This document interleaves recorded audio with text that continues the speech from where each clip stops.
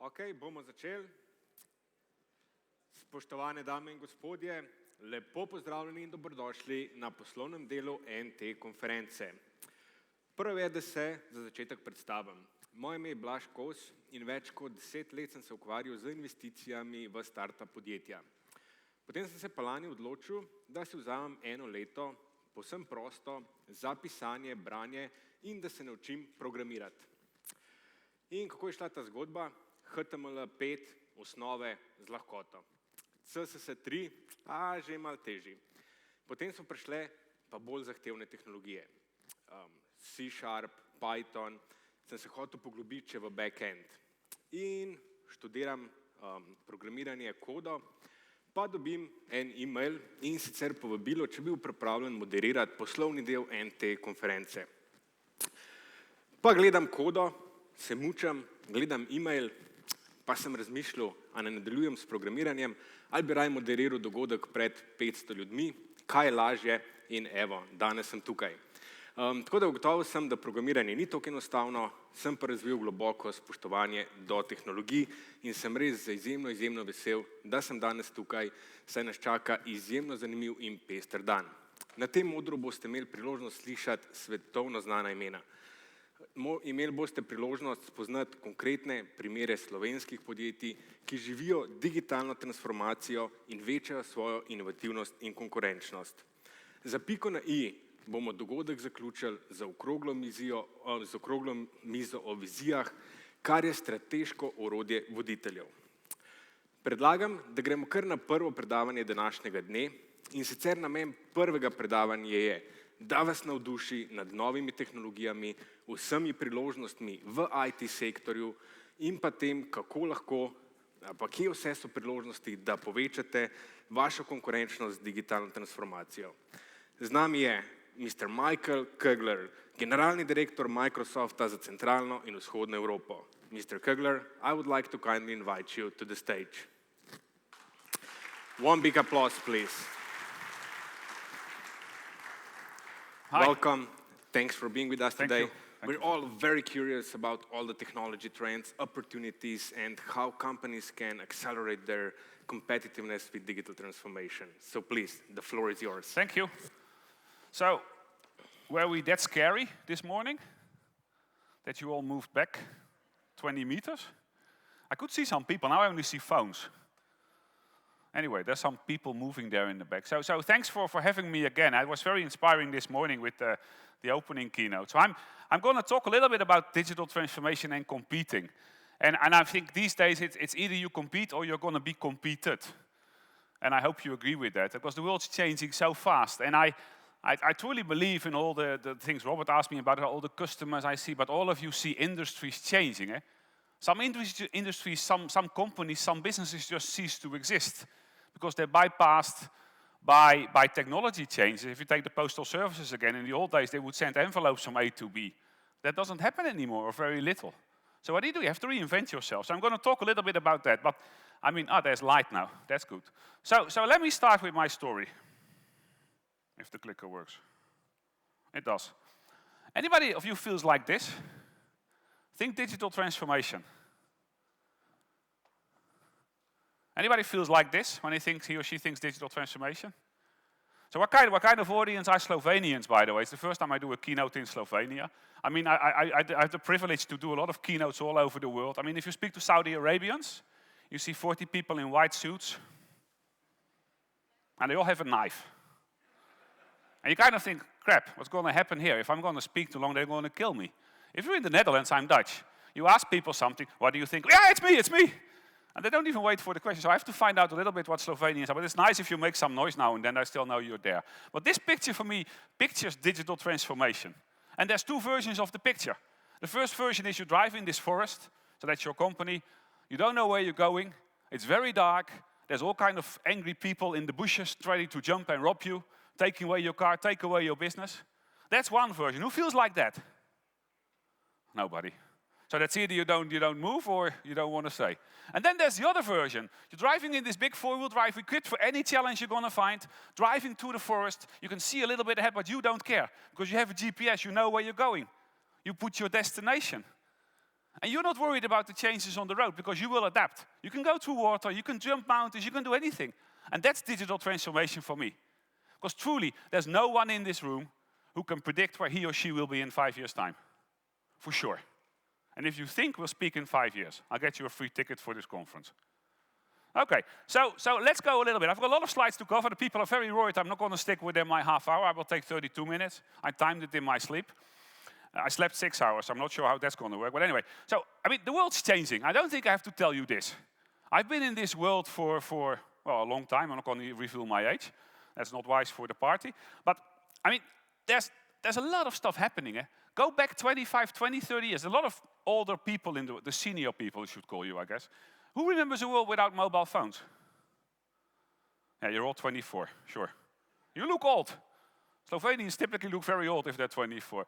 I mean, I remember a world without email. Anybody remember a world without email? And I don't understand why I get 300 emails a day. I don't understand. I didn't get 300 phone calls a day a few years ago. I was walking with my son, 9 years old, in a mall. The guy says this public phone on the wall. He tells me, "Daddy, what is this?" I look at the guy and say, "What do you mean?" "It's a phone." "Why is this phone so big?" I said, "What do you mean? It's a public phone." "Can you take this phone?" And then I started to realize this guy is from a different planet. He's from the world with internet. He's from the world with mobile phones. He's on the world with video on demand. He does Netflix better than I do. And the world's changing very fast, and you have to adapt as a company. So, I mean, this is another one. 1992, I started to work. Total internet traffic in the world was 20 gigabytes. So now you can figure out how old I am. Eh? Today is 17.5 million times this per second. Per second. Imagine this, eh? 1992. It's crazy. This is a 5 megabyte hard disk. A 5 megabyte hard disk. Anybody from IBM in the room? You were pioneers on hard disks. I'm happy it's not this size because I need a big backpack. And you have more processing power in your mobile phone than the Apollo 13. It's very funny. If you think about the changes, I don't think we think enough about the changes. Because things are happening so fast. And I think if you understand what's happening and why it's happening so fast, you can be agile and change your company doing the right things. This is another one. Eh? A kid in Africa has more info on his phone than the President of the United States 15 years ago. Very, very interesting. I'm not sure if Trump agrees because he knows more, I guess. But anyway, we spend so much time online and so little time in reading. And you can say, yeah, the reading has changed. I agree. It's interesting that if you speak to newspapers, which I do a lot, because their business is changing fast. I did a roundtable for media communications in Albania last week. These people are worried. And I told them, don't worry. Just the medium is changing. Your role is changing. That's digital transformation. So what's happening in the world? Maybe some of you have seen this slide, but I love this slide. There's two things happening which is driving the change. The technology. Technology is becoming available for everybody. I mean, I remember having my first mobile phone, the Motorola StarTAC. You remember them? The people who laugh now are older than 46. So you just revealed your age now. Yeah, I was sitting in a train making a phone call. People were looking at me. This guy's crazy. We need to call a mental hospital. We need to get him out. They didn't know who it was. And if you see what those phones cost today, they cost 1,500 euros. Now you can get phones for $10. Same with robots, same with it. And what's happening, technology is becoming available for everybody. And you can say, yeah, so it's not a competitive advantage anymore. No, I don't think it is. I mean, I have a 2-person customer in the Baltics who do $7 million of Azure a year. 2 people. They're in the online poker business. Unfortunately, they're on Amazon Web Services. But anyway, that's another discussion. We need to get them back. But so there's a lot of stuff happening. And it's interesting. The other thing is that the competition is everywhere. And I think you all agree. I had some very interesting discussions yesterday about competition rising. Competition is being bored. I mean, I had the slide in there with the Ubers, the Facebooks, the Netflixes, the Alibabas of this world. These were companies that didn't exist. The time to $1 billion of companies has changed so fast because of technology. In the old days, if you would be a company in Slovenia and you want to expand to Belgium, you had to go to Belgium with your car, open an office, get some people, register, blah, blah, blah, and then you could start selling. These days, the world is open. The internet is there.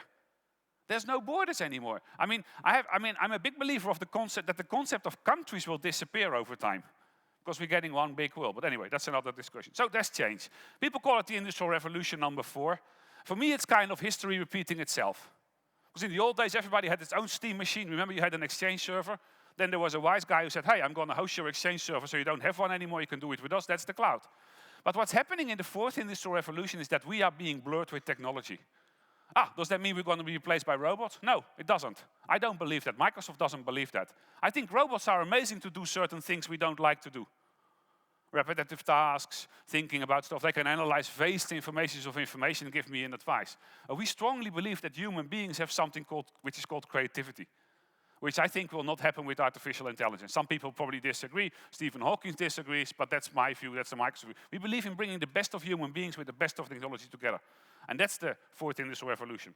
Technology is disrupting everything. Everything. Cars, the postal services, steel companies, kitchen companies, anywhere. It's disrupting everything. Healthcare, governments. The Prime Minister did an amazing speech, I think. He really has a vision, has a view, and it's up to you to execute it as the country, because it's not the guy alone. We just had a chat after the meeting with him. It's all of you making this happen. And I think you have the right plans, the right ingredients, but you have to start cooking. So, and the other thing, everything is powered by the cloud. And think about that. People say, the cloud is new. No, I don't think the cloud is new. I mean, sometimes I ask people, maybe I should ask you if you're still here, who of you is in the cloud today? Nobody. Right. Robert, we have an opportunity. But let's face it, your kids are in the cloud. Sometimes people say, no, I'm not in the cloud. Yes, you are. You're using Hotmail, Gmail, whatever you use. Yeah, I am. So you're in the cloud. Right? So it's there. And it just came, and it's going to stay. It's going to be bigger, I think. So the fourth industrial revolution will bring together technologies, will bring together industries, will bring together people starting new things. Look at this one. We're working with scientific researchers to solve the problem of cancer by involving programmers in reprogramming cancer cells. If you think about it, if you would have told me that 15 years ago, I say, yeah, did you see a science fiction movie? It's happening today. Another one. ING Bank. They're replacing 6,000 people with machines. And you kind of say, you see, there he goes with my job. My job is gone. No, it's not true. I mean, I'll share the slides, I promise. You want to make pictures of me, that's okay. But slides I will share, I promise all of you. I'll just give them to you, that's okay. But, I mean, they're changing the way they do business. Why did they do this? They said, look, we have a lot of people doing analytics. We have a lot of people doing kind of stupid, repetitive tasks. We're going to replace them with computers. But hey, we're not going to fire those people. What they are actually doing, they're opening more branches. Anybody in the banking business in this room? The trend in banks is to get less branches, right? Cost savings. Who cares about the customer? Less branches, maximum profit. ING is doing it the other way around. They're reschooling those people to become customer representatives who go into a branch and talk to people, have a coffee, which is an interesting thing. Sony is another example. I mean, who of you has a Sony TV?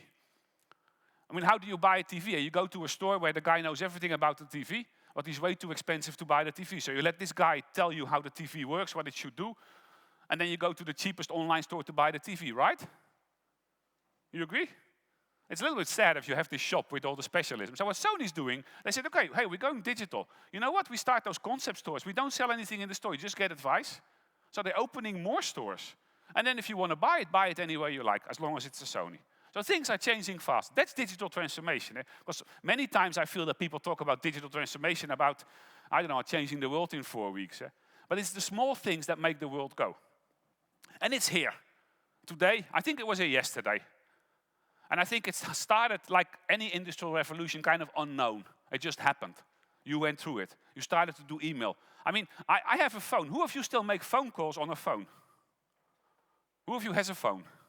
Start with that question. Most of you. Good. Who still make my phone calls? I don't, It's very fun. I could live with a phone without a SIM card. And I do Skype calls or whatever I do. So it's kind of interesting how things are changing. It's a big opportunity. And why? There's a few things that came in very fast in our lives the last years. Mobile devices. Ask my son about it. Big data. And big data is another buzzword. Yeah, we have to do big data. Sometimes I go to customers. What's your plan? Yeah, we need to do big data. What does that mean? Big data for me is nothing else than using the data you have today to do the right things for your company. Using your customer information to really predict customers. I mean, I'm a customer of HSBC. I logged into HSBC a few months ago. Something pops up. Hey, Michael, are you going to get married shortly? We have this package for you for newlyweds. And I kind of thought, yeah, sure. My wife spends a lot of money on the credit card at HSBC, so you could have known that I'm married already. I thought, what a crappy bank, no big data. So I clicked it away, went on. Then I was sitting in a plane, I was thinking, maybe they analyzed my travel patterns. Maybe they analyzed I'm never at home and my chances to get a divorce are pretty high. So I might get remarried, so maybe they're doing big data to the max. I mean, you know, that's the kind of stuff which big data is about. But the thing is, if you want to change, you need to be not happy where you are today. Who's happy with his or her company today? Who thinks he or she can go on for the rest of your life what you're doing? I'm not. Microsoft is not. We are transforming all the time. The question I get from CEOs, ministers, customers, they say, tell me about your own story. We were a software company a few years ago, remember that? And now we're cloud. All our money goes into the cloud. On-prem will be over. I did an April 1 joke to my teams, announcing that we would stop selling software tomorrow, April 1. I think nobody replied. Many people just believed it, I think. And it's true. That's where we're going. But if you want to change, you need to know where you're going. And I think that's the trick. That's the human factor of digital transformation. You need to know where you're going. If you don't know where you're going, any road will take you there. And of course, you can keep driving without a GPS, but I think you should think what you want to be. And it's not a 10-year thing. It's a 2-3 year thing. Because you don't know what's going to happen the next 2 years. And then you have to do first practical steps. My biggest fear in Microsoft that we're going to have this digital transformation SKU. You know, the SKU is a product, a packaged product. And that's not going to happen because it's not what it is. It's something you start small. You start to try things. Postal Service is doing amazing stuff. Starting, trying, and fail. Because I think you learn more from failures than from doing the right thing. So, every industry is in this. Financial services, of course, an obvious one. But public sector is number 2 on the predicted spending. Telco, media, all of you are going to be part of this thing. And you're doing it today. If you look at people we speak to, so why are they digitally transforming? And how are they doing this?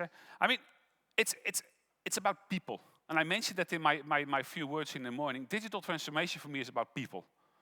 Technology is an enabler for sure. It helps, it does things faster, nicer, but still it's about people. You can be the most fantastic, organized, digitally transformed company, but you have total witness coming in who don't understand what it is and don't believe in the concept, it's not going to fly. Trust me. Secondly is that you need to go fast. You need to go fast. You need to start trying. I hope you will leave this conference tomorrow saying, wow, I'm inspired. Maybe a little bit by me, I hope. Thank you for that. But if not, there's probably better speakers today. But you need to be inspired. You need to say, we're going to try this. And fail. I think you learn more from failures than from doing something right. But you need to move on. And then use what you have today. My HSBC example. Use what you have today. You have so much information, but it's siloed, disconnected, all over the place. Bring it together. Start doing BI. I have people in my teams who bring Access. Anybody of you using Access? Microsoft Access? It's still there, guys. I remember my first programming adventures in Access. We take Access databases. Some companies go to big Access databases. You put them into Power BI, and then you start analyzing the data. And people start saying, wow, we didn't know this. We didn't know we knew this much about our customers. Because I think you know more than you know. Secondly, cost. Sure, it helps driving cost down.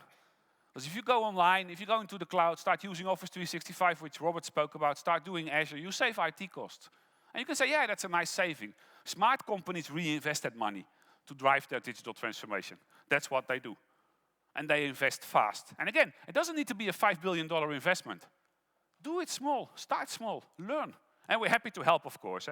And last but not least, I mean, how many of you have people working for you which are younger than 25? How many of you work? I thought this was a business event. It's the students, apparently.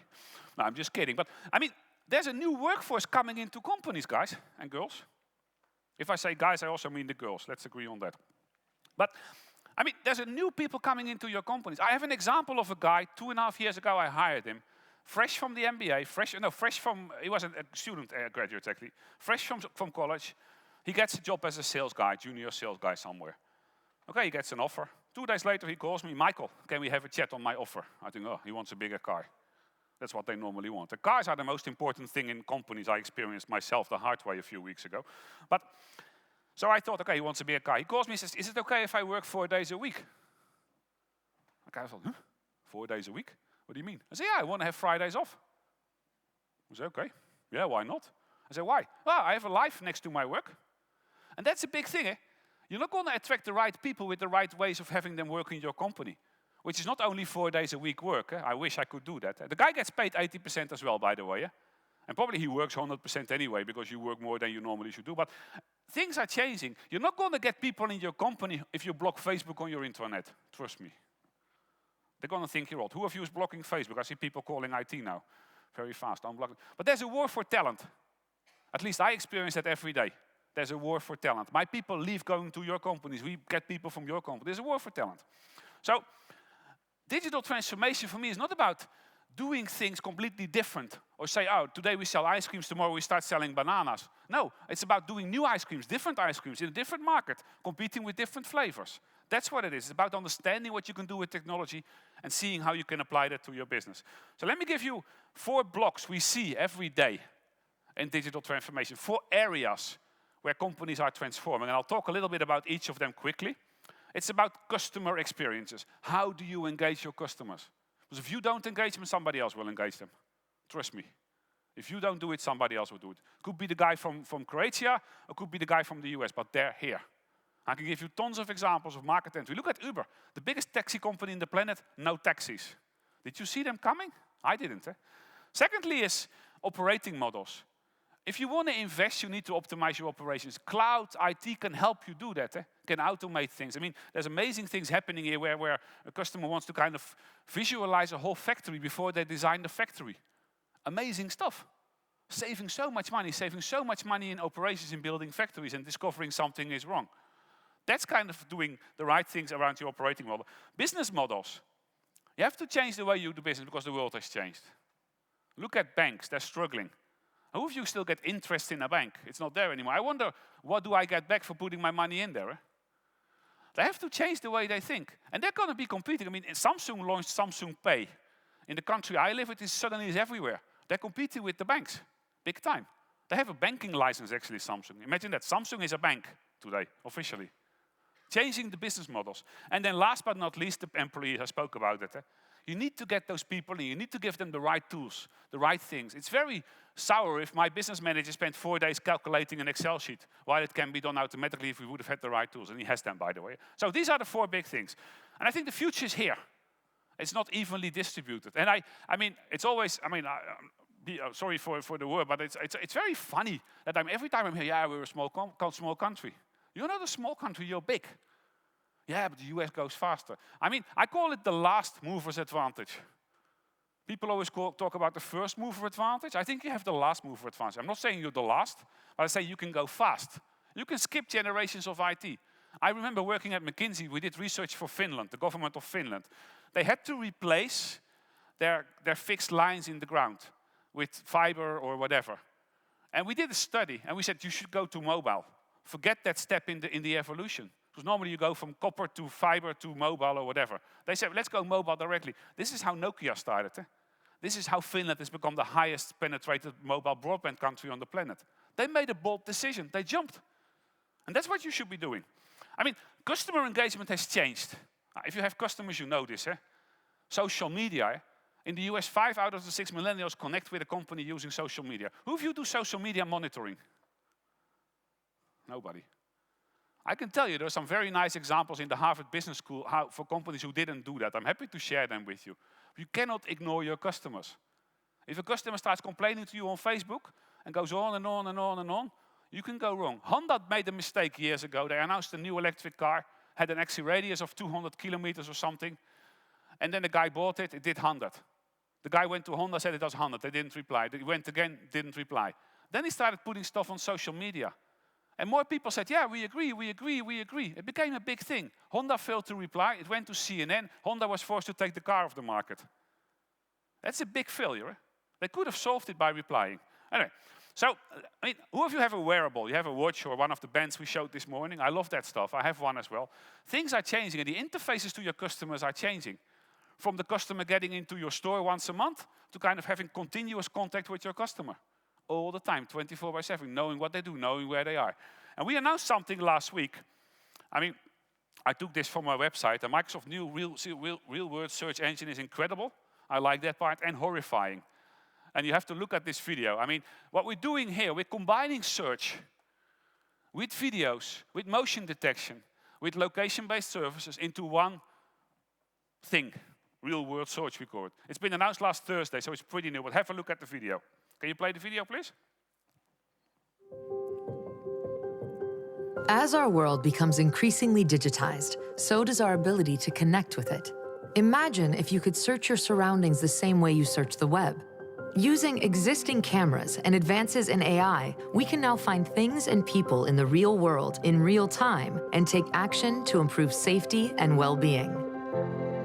When a dangerous spill occurs in a chemical plant, cameras recognize the incident. Information about the spill is instantly shared with the people who need it the most, enabling them to protect other employees from coming in contact with the hazard and clean it up.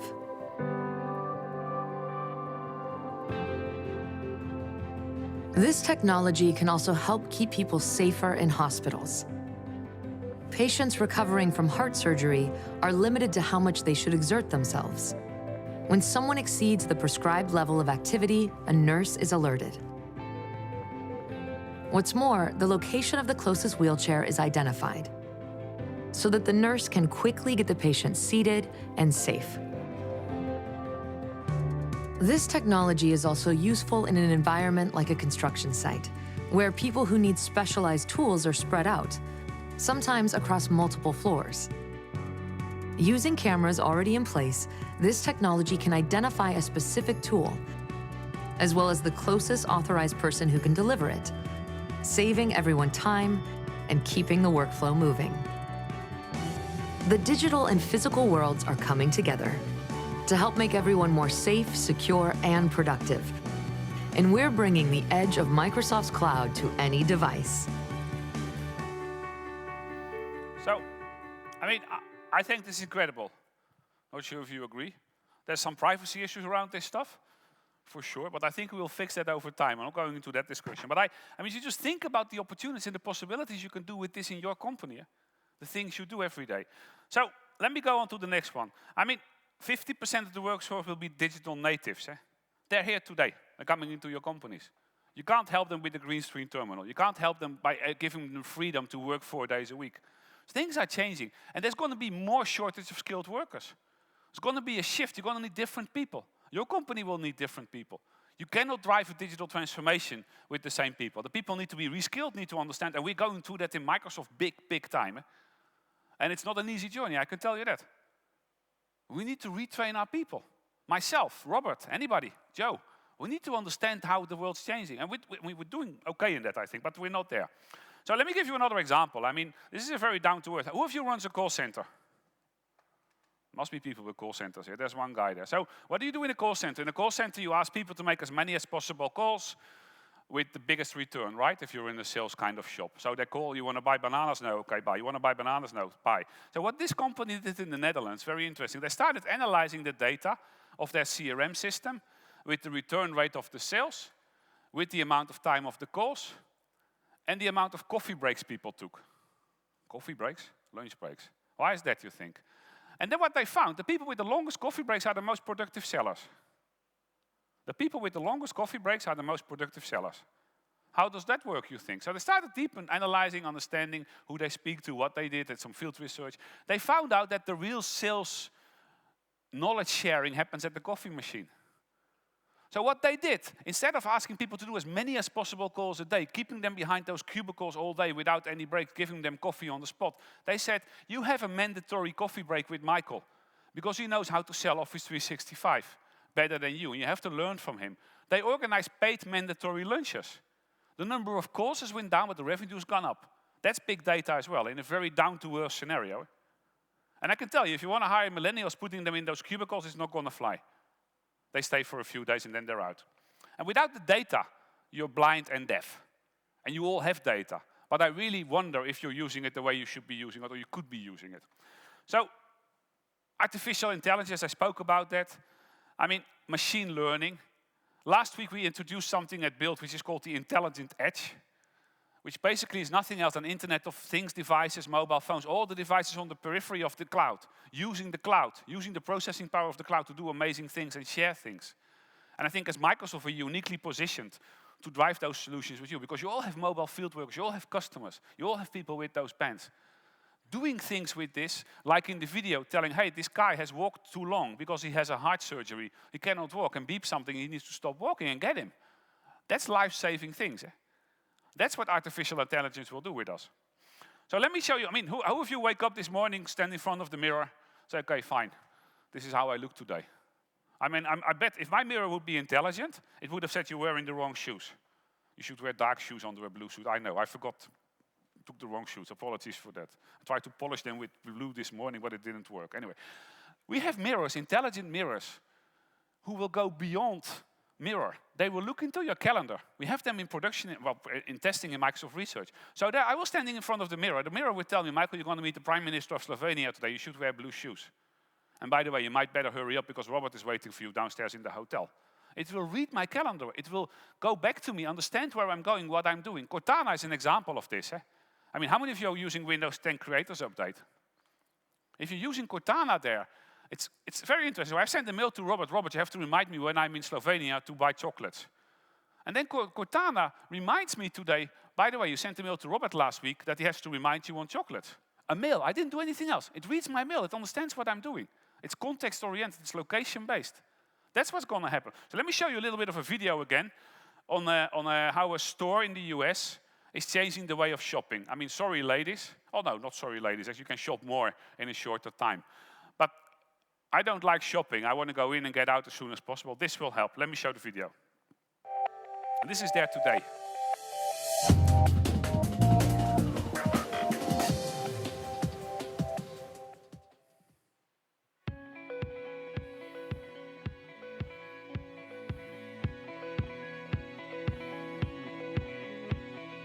This is the intelligent mirror.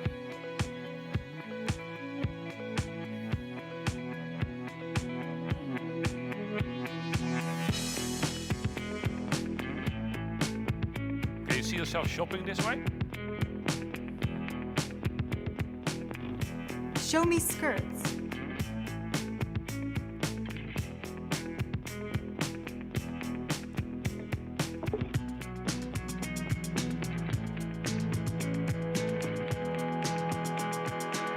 Show me blue.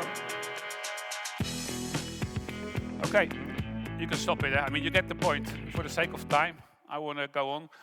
But if you think about this will change the world of retail, of clothing in retail. Who's in the retail business in clothing? Anybody in the room?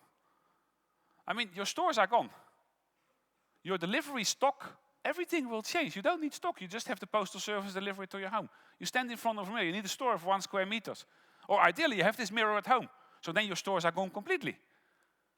And then go one step further. Nike, Adidas, you can order your own sneakers online, built for you. Think about clothing. And if you start thinking, man, the world opens. And that's what digital transformation is about for me. So transforming products, IT is key. That's the good news for Microsoft and all my friends, I guess. Good news for the people in IT. The interesting thing is that 4 out of 10 companies are joining other companies to do new things. Because they cannot do it alone. They see something new happening and say, okay, fine, let's work with this company who's established there to start a new partnership and drive things. So things are going fast. A nice example is our competition, Amazon. Out of the blue, they became the biggest online retailer of books and all that stuff in the world, right? They do a lot of shipping. And then they said, hey, we have this big data center, but hey, we're only using 80% of our computers. So why don't we start selling it out to others? And they started kind of infrastructure as a service, together with us. We did similar things, but they're the pioneers on this. That's how they started doing cloud computing. It was not their core business, but they said, okay, we have the time, we have the resources, let's go and do it. And now it's one of the fastest growing parts of the business. And then they bring in this Alexi. I don't know if you know Alexi, which is this little box you put in your room. Google has one as well. Microsoft has one as well with Harman Kardon. So basically it's Cortana on your desktop. I have one, my kids love it. 8 and 9, they ask questions to the thing. Hey, what's the weather today? Oh, the weather is... Who's Napoleon? And then the thing talks about it. You can order things. So they're getting into a whole new segment, getting into the living room of houses. And it's very much Amazon ordering oriented. You can say, hey, order me new socks. And it will order you new socks. So another diversification of their business. So they're continuously transforming. And Jeff Bezos is completely customer obsessed. Let's transform, let's transform. And then last but not least, that's the bad news for the postal services. Think about it. They have customers. They have relationships. They have the relationship with the suppliers. They have the warehouse. They have the expedition, the logistics. The last mile is missing. And I'm not saying the world will be full of drones flying around, but this is going to happen. They will be competing with postal services, with the DHLs of this planet. So another example of a company continuously changing their products. And again, I said it before, if you don't know where you're going, any road will take you there. So I think you all need to think where you want to go. We're happy to think with you. We have a lot of ideas and workshops and things around how to ideation things where you want to go. But if you don't know where you're going, it's up to you to decide where you want to go. So we are very serious about helping Slovenia. I mean, that's why I'm here, that's why Joe is here, that's why the Microsoft team is here. We want to partner with all of you, government, businesses, help you grow. Because at the end of the day, we need to grow together. I think Slovenia, and I told the Prime Minister that this morning, is one of my favorite countries. I run 15 countries. Slovenia for me is the no-worry zone where magic happens. And that's because of you, really. The amazing things you do in all the customers. Every time Robert comes to me to say, we have this great project, we need some investment to drive it. There's a lot of good stuff happening, which is kind of the atmosphere of the country. And I think we need to do this together with you.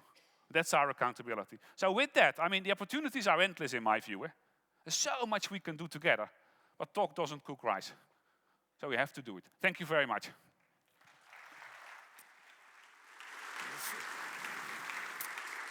Najlepša hvala. Thank you very much for your presentation. It's okay. Zdaj zelo dobro razumemo, kaj se dogaja v IT sektorju, kje so priložnosti, kje so velike spremembe. Prav pa je, da pogledamo zdaj še širšo sliko na makroekonomskem nivoju, kakšne spremembe se dogajajo na globalnem nivoju. Tudi te močno vplivajo na vaš posel in na vaše poslovanje. Z nami je profesor Stephane Garelli, ustanovitelj Mednarodnega inštituta za razvoj menedžmenta, strokovnjak za konkurenčnost in avtor številnih uspešnic. Professor Garelli, please join me on the stage. I'm here. Here you are. Hello, welcome. Thank you. It's great to have you here.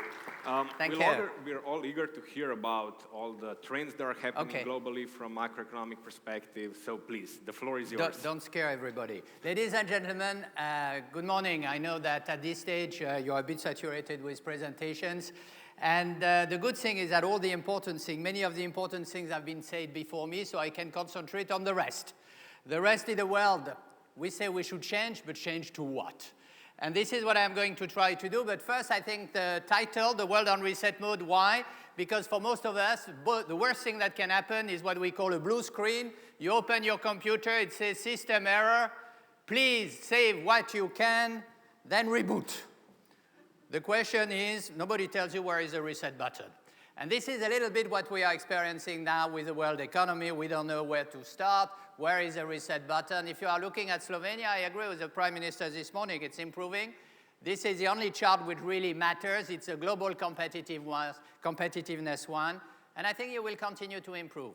The reason why you will continue to improve, and especially because you are good at infrastructure and technology, is also because the world is in recovery. If you are looking at the latest GDP data we are receiving now, it's getting very well in Europe. I think almost every part of the world is improving. You are 2.4%, forecast 2.7% this year for Slovenia. One thing which is interesting, the fastest growing economy in Europe, Spain. Which country did not have a government for 9 months? Spain. No correlation. If you are looking at the US, 1.9% growth. It was a bit weak on the first quarter, but it's because they have too much snow. It's always the same story. If you are looking at Latin America, even Brazil, which is still in recession, is improving. If you are looking at Asia, of course, it's a big engine of growth. China, 6.9%.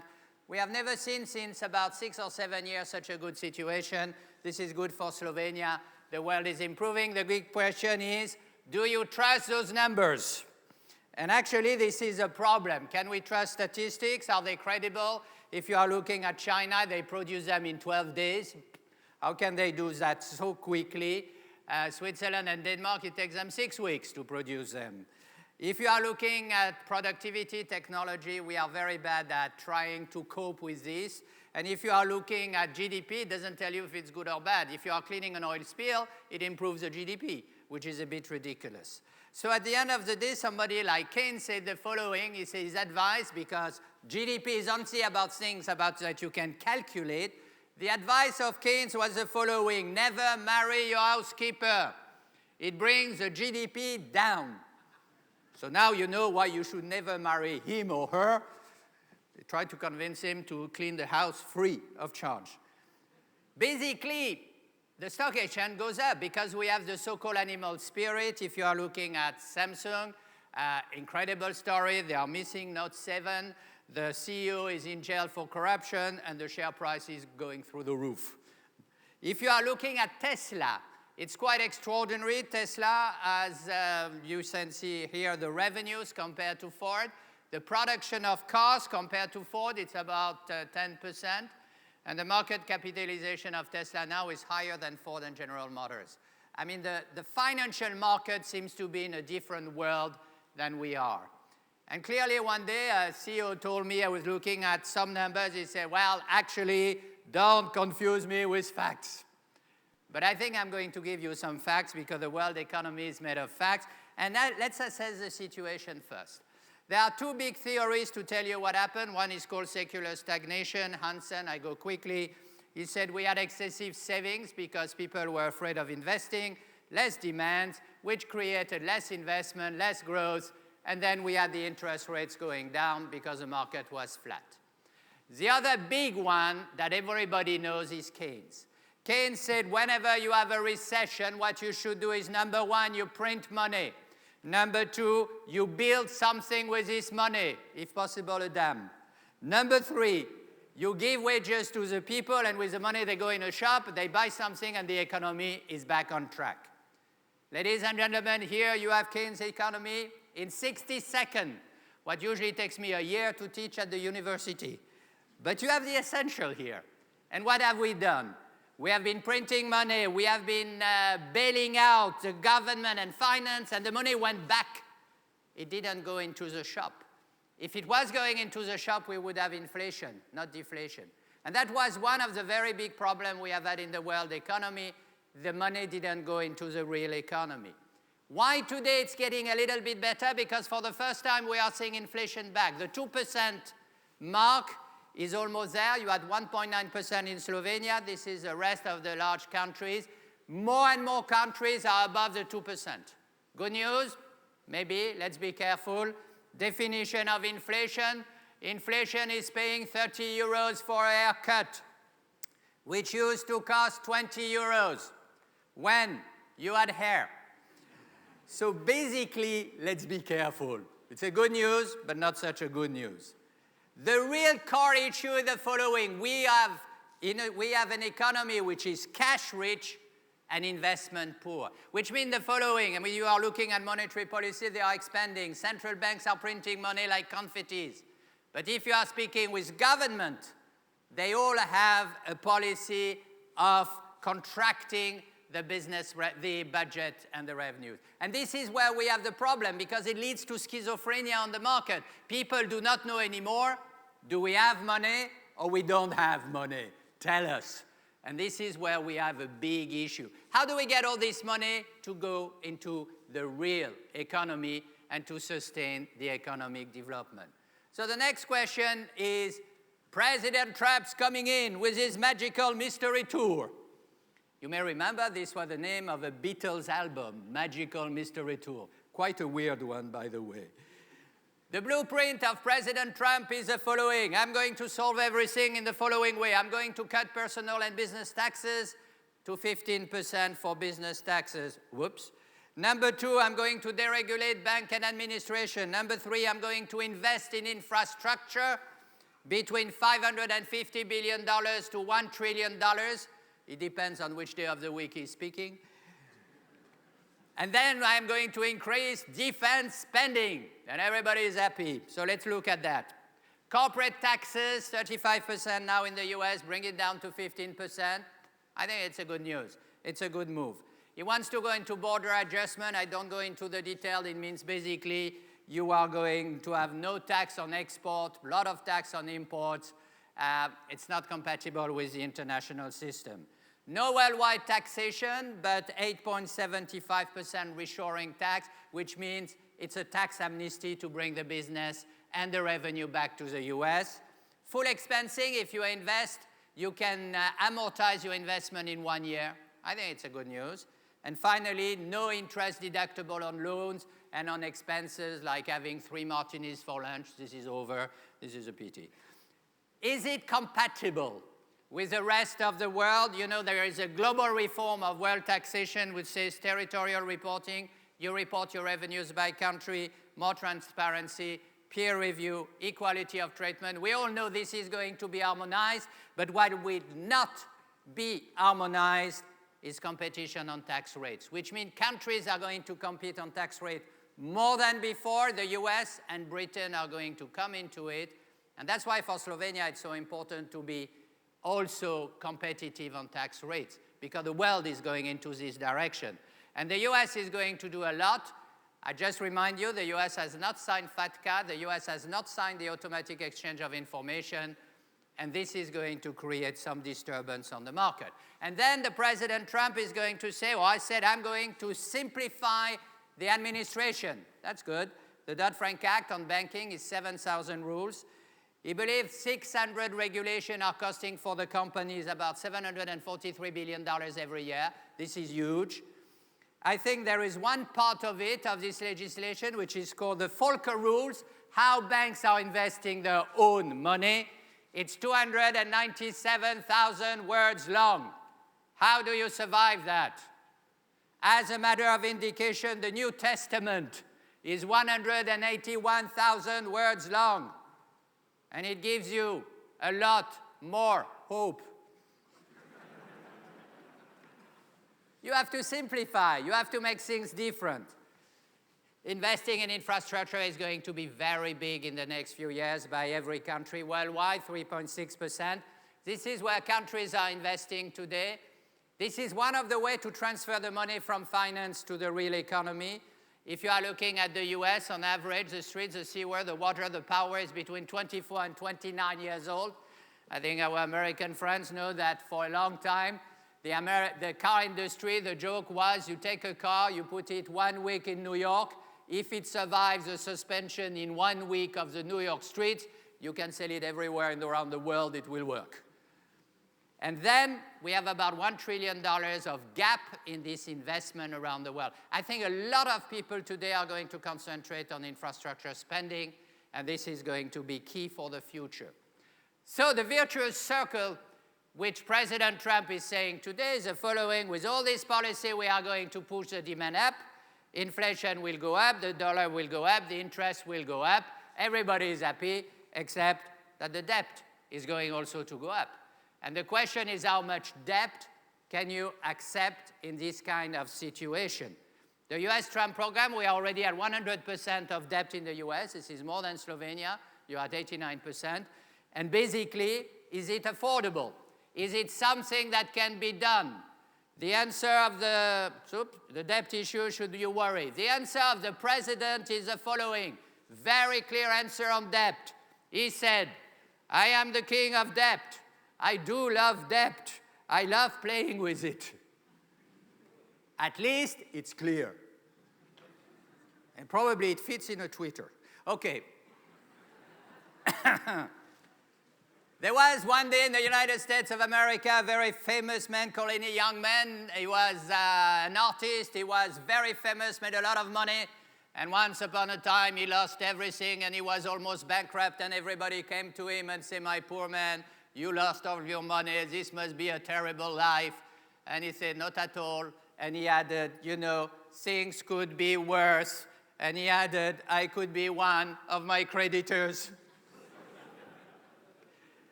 Really depends how you are looking at the situation.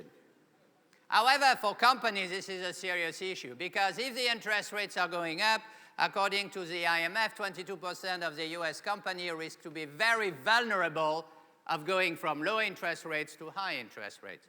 And then if you are looking at the rest of the world, like for example in China or the all emerging countries, $230 billion of non-performing loans, because not only the interest rates are going up, but a lot of those loans are made in dollars. So if you have the dollars plus the interest rates going up, a lot of companies are going to be in deep trouble. So this is where people are really worried today, about the economic situation.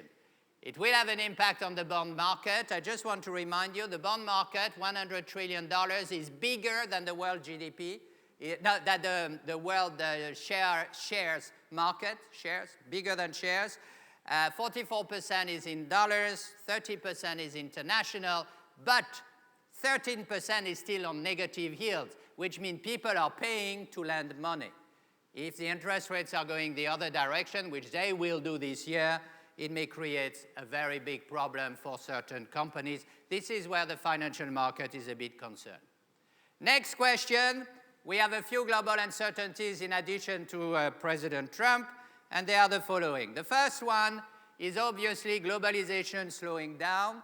We see a lot of international treaty being questioned, NAFTA, TPP, the World Trade Organization, and even we have the United Kingdom who wants to leave Europe, as you know. Keep in mind, when the UK is leaving Europe, it's a GDP equal to the 20 smaller European nations which is leaving Europe.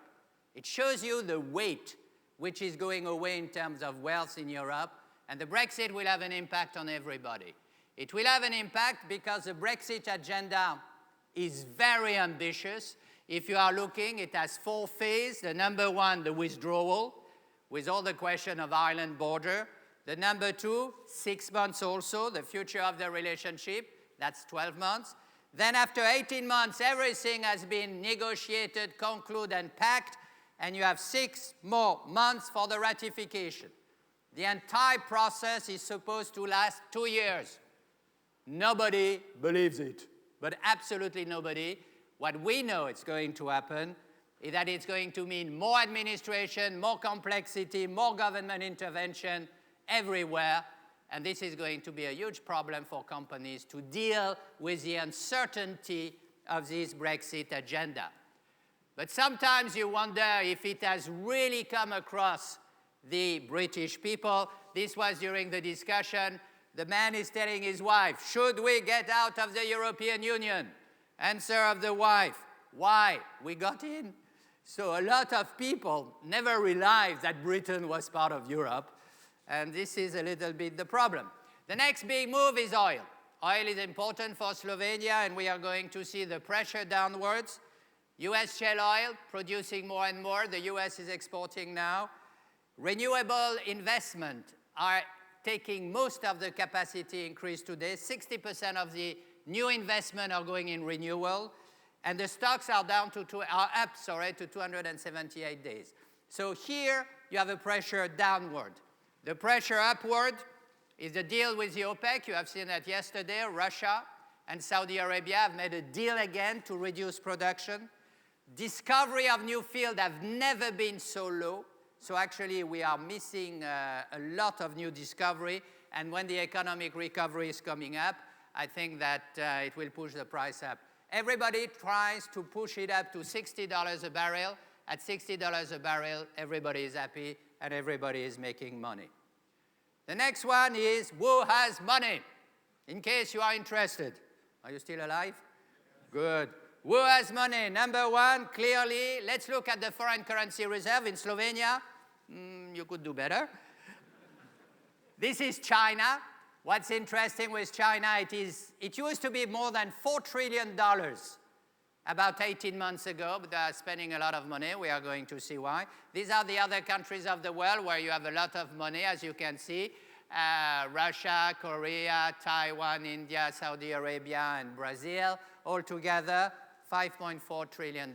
Foreign currency reserves, next to it, you should look at the Sovereign Wealth Fund. And here, if you look at Sovereign Wealth Fund, you have 2 big groups. The first one is the Arab countries, with the largest one, the Abu Dhabi Investment Authorities, which you can see here, $792 billion. The other big group is going to be obviously the one in Asia and China, which you see here. And then you have 2 odd players, which is the largest one in the world, the Norwegian government pension fund, and of course, the one for Singapore. Altogether, again, $5.4 trillion available for investment, and investing a lot, and we are going to see the impact. If you are looking at the central banks now, they have a lot of money. They are producing a lot of money indeed. If you are looking at the increase, now the central bank are sitting on $17 trillion in cash, liquidities, you name it, and really they are going to have a huge impact on the market. We are going to see how in a moment. Keep in mind, the European Central Bank, the Bank of Japan, and the Swiss National Bank are still printing money today. And finally, companies. Good news. Companies have plenty of money. This is a cash and cash equivalent in the companies in the US, Europe, Japan, worldwide, as an estimate by Bloomberg. If you are looking at the United States of America, 50 US companies today have $1.1 trillion of cash and cash equivalent on the balance sheet. 5 US tech companies have $500 billion. And obviously, you know who has the money. And Apple, our host, Alphabet, Cisco, Oracle. This is where you have a lot of cash available and therefore the capacity to invest. And this is where the cash is. A lot of it is abroad. Simply because of the high corporate tax rate in the US, it's not coming back. The Obama administration estimated that there was more than $1 trillion of cash in American company abroad and not coming back. And that's why President Trump wants to make a tax amnesty. Bring the money back is going to be important. And then people have money. Because when you have had negative interest rates, people took the cash, and what did they do with it? I'm going to tell you. If you have an attaché case, and you have 200 euros banknotes, you can put in your attaché case $2.4 million. Ladies and gentlemen, if you have at home a large bed, and you should always have at home a large bed, you can put $100 million underneath. If you have a large hotel room, try it at the coffee break now, you can put $11 billion in your room, stack it up. And people now are cashing money and they don't want to put it in a bank because they are having negative interest rates. And I come from a country where we have even 1,000 Swiss francs banknotes, 5 times larger, so imagine what you can do with that. And therefore, we have a completely different approach to economics, which is this one, the Nobel Prize of Economics. This year, the Nobel Prize goes to Mrs. Jones for keeping her savings at home. And indeed, in many cases, keeping the savings at home in cash was the best investment for many people. So the next one is, with all this money, what do you do with it? Do you keep it or do you invest it? And we have a huge revolution now in corporate ownership taking place on the market. The first one is, with all this cash, people are buying company. We have a lot of mergers and acquisition, consolidation. 2016 was the biggest year ever in M&A. Keep in mind that M&A stands also for murder and assassination. And sometimes this is precisely what has happened. If you are second big revolution, it's just all the global companies from the emerging market coming in, new name, new brands, which we had never seen before. You see some example here. And going abroad and saying, you know, maybe the fastest growth to globalization is simply to buy a company. And that's why they buy a lot. The Chinese and the others are buying a lot. It was a very interesting estimate, which is that if you are looking at the S&P list of companies in the US, Standard & Poor's, in 1958, the average age was 61 years old. In 2011, 18 years on average. And according to McKinsey, by 2027, 75% of the company will have disappeared. We are in a world where companies do not live as long as we do, and we have to keep that in mind. The reshuffle of power is enormous and very quick. Next big one, sovereign funds. With all this money, a lot of the government of the world are buying companies, and if you are looking at the largest one in the world, the government fund of Norway, you take the 5 biggest investment they have. On the 5 largest, 3 are in my country, Nestlé, Roche, and Novartis. So actually, Nestlé is more Swiss than you, it's more Norwegian, sorry, than you think. But what is interesting is when they buy and they sit on the board, they impose some new measures of corporate governance. We don't want the CEO and the chairman to be the same person. We don't want you to invest in such and such part of the business.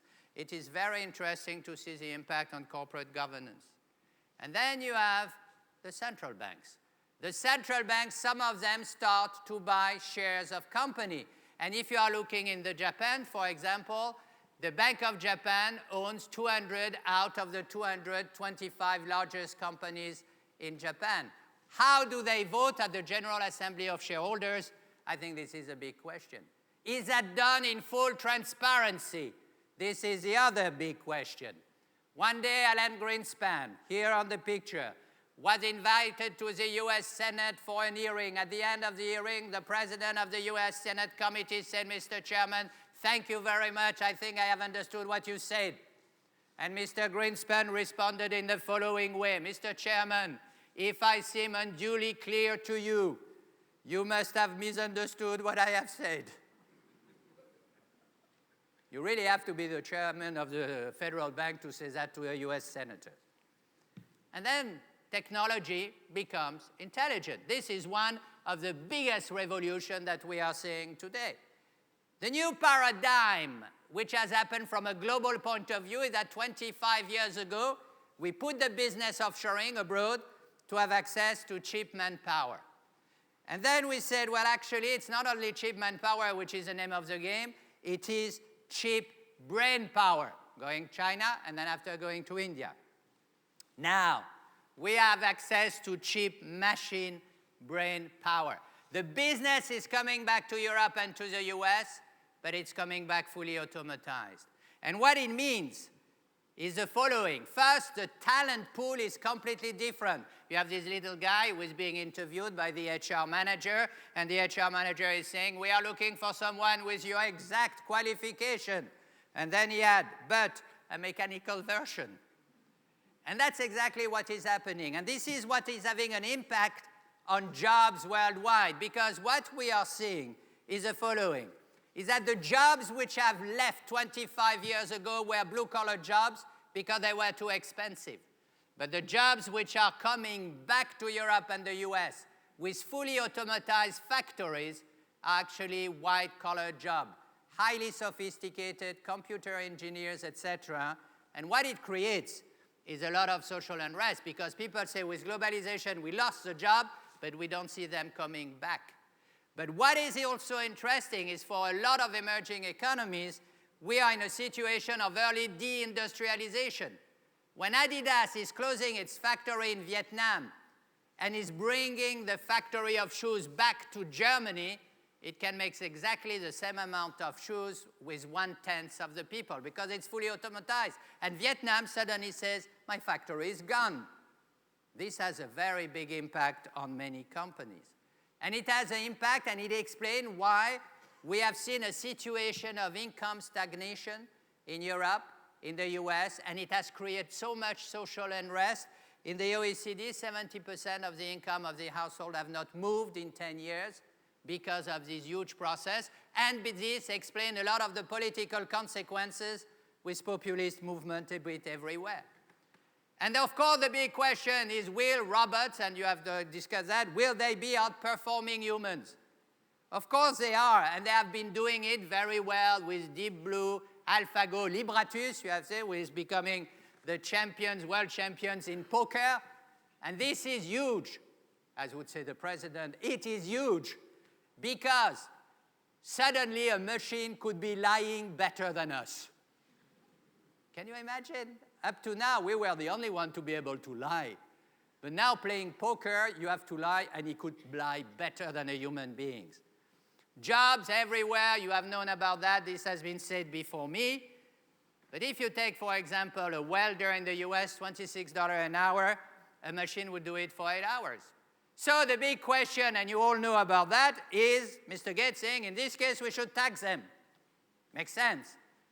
The only problem is, if you do so, you have first to define what is a robot. Is it an android? Is it a computer software? Is it an automatic machine? What is a robot? And this is a very big debate that most of us is going to have to confront. The other question is, are humans vulnerable?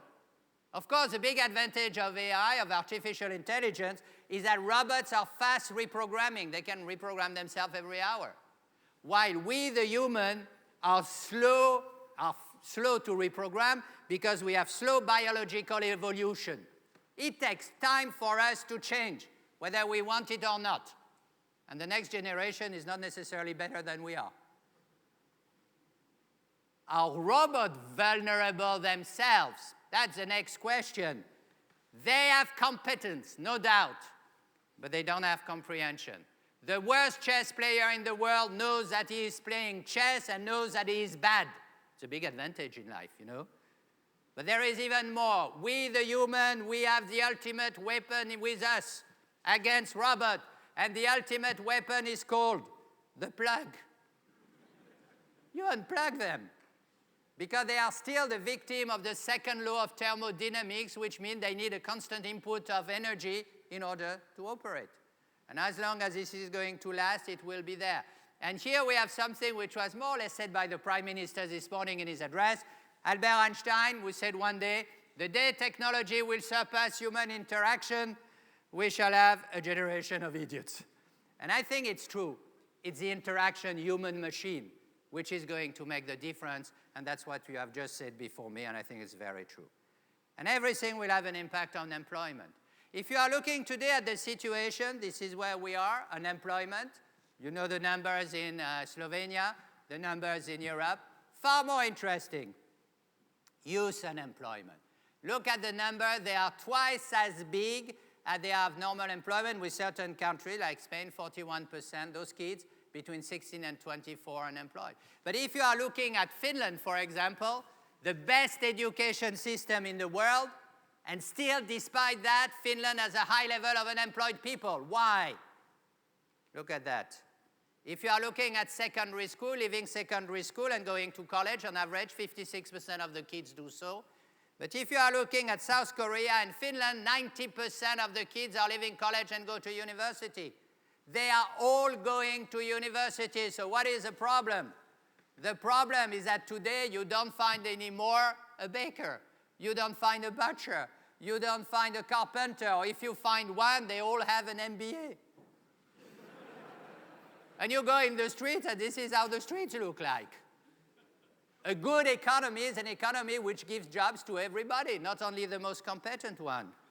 University, you learn a science. Apprenticeship, you learn a job. And I think this is very important to combine the two things. And as parents, we all want our children to go to the university, but there is another world, the world of apprenticeship. When I finished my course at the university, I told my students, listen, now you know everything. You know strategy at like Bill Gates. You know strategy at like Warren Buffett. But when you will go into a company, tell yourself, you will be very lucky if they let you touch the photocopying machine. Because you don't know anything.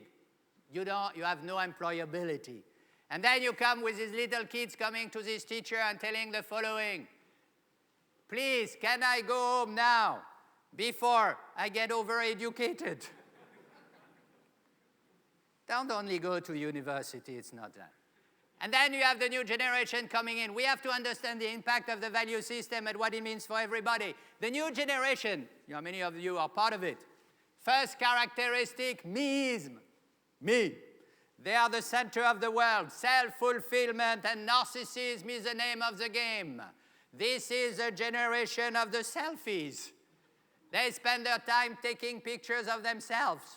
They go on a trip abroad, they don't take picture of the monument, they take picture of themselves. They could save on the trip.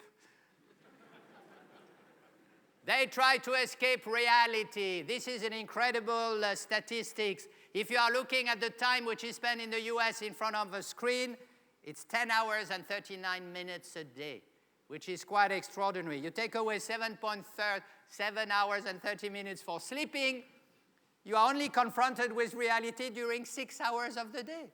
So people don't know anymore what is real and what is not real anymore. And this can be a problem.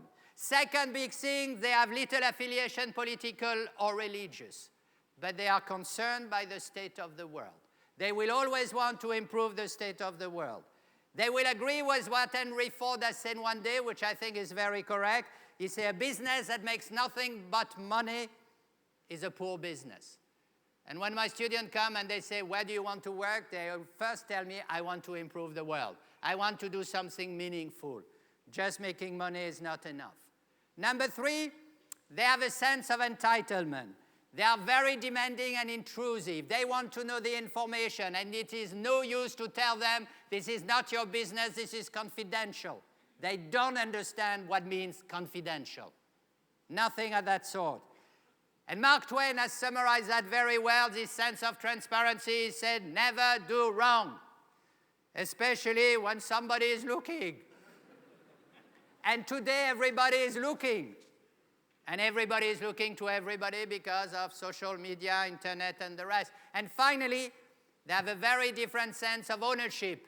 Sharing economy, they believe free is cool, which is a tragedy, of course.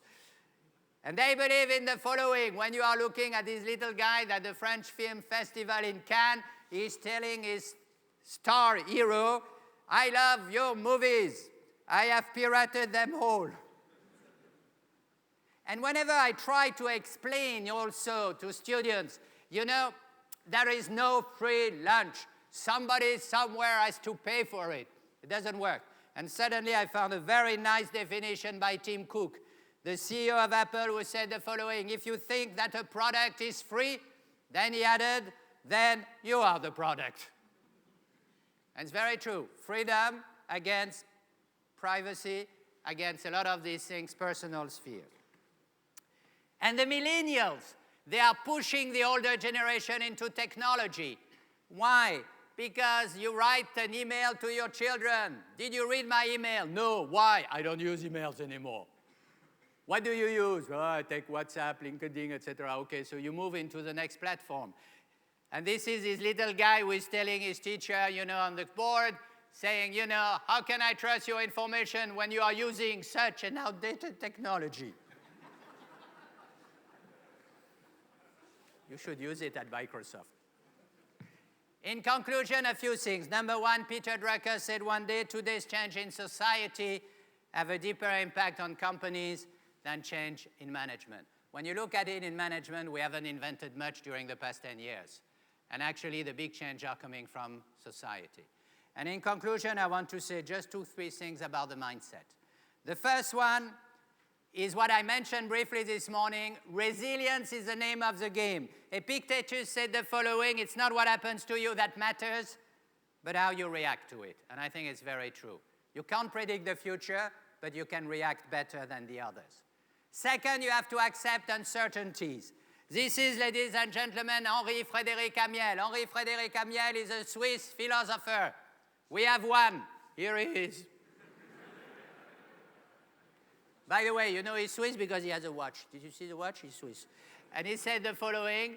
He said, the one who insists on perfect clearness before he decides, never decides. At the end of the day, jump in the water, swim, and try to see what happened. You need to have leadership. And this is Franklin Delano Roosevelt saying the following: a good leader cannot go too far from followers. So true. I have seen in our business school so many brilliant leaders who are brilliant leaders alone.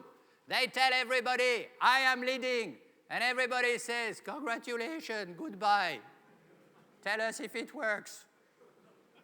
A leader creates followers and nothing else.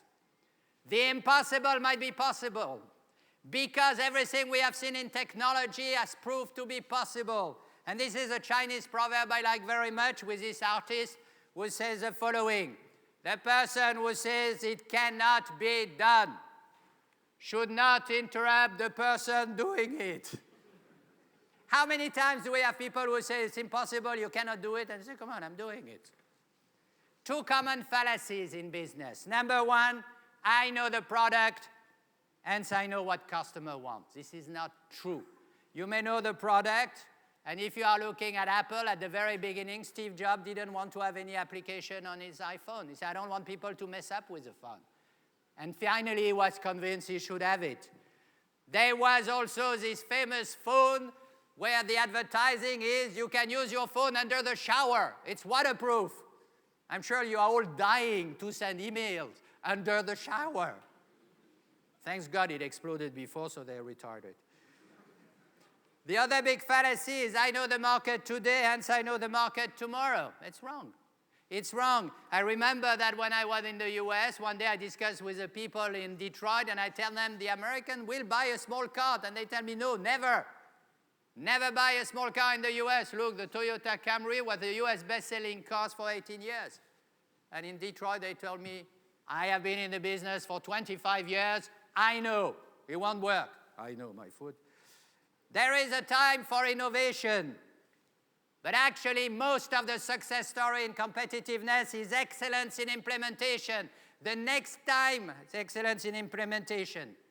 The next time you take a plane, tell yourself, in this plane, the last thing I want to see is a pilot with a sense of innovation.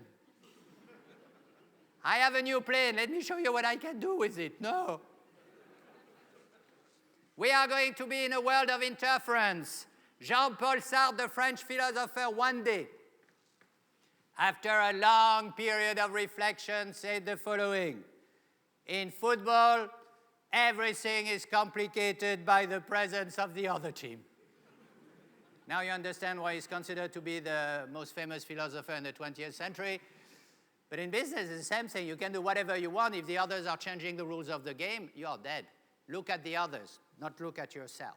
Beware of the law of unintended consequence. Whenever you do something, sometimes it goes the other direction.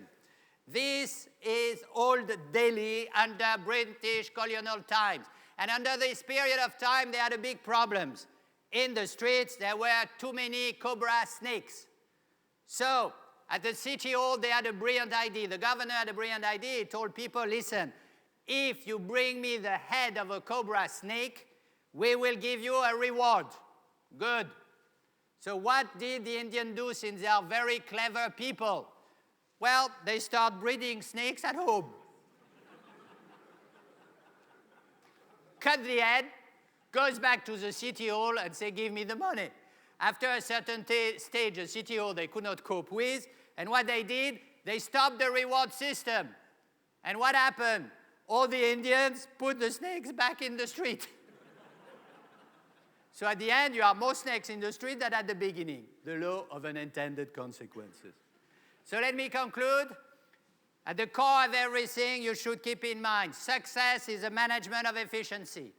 Number two, it's a management of change. Number three, it's a management of complexity. The world is complex, we have to simplify. And then you need to have a mindset of imagination. You need people not asking always why we do that, but why not? Why not trying it? Why not doing it? A mindset of energy, let's do it now and not tomorrow. And then a mindset of commitment. People who are saying, why not me? The problem is that in many companies we have people who come to see us and they say, why me? I didn't do anything. And then you need to have legitimacy. The younger generation will always ask you, why are you doing that? How do you justify your company in this society today? And my very last slide is the following. Despite everything, we are in a world of change. And if you are looking at this world of change where we are, tell yourself, it has to be first quality change. The brain of the Neanderthal man or woman was larger than our brain today. Are we more intelligent or less than he was? I'll let you decide. First thing. Second, it's ongoing change. It changes every time, which is going to take place, and we cannot change that type of change. Keep in mind, most of your body cells without your body are renewed within 3 years. Every 3 years, most of your body cells are renewed, which is, ladies and gentlemen, a very good news, because it means the following. If you have made a mistake more than 3 years ago, relax, it was not the same person. Thank you very much.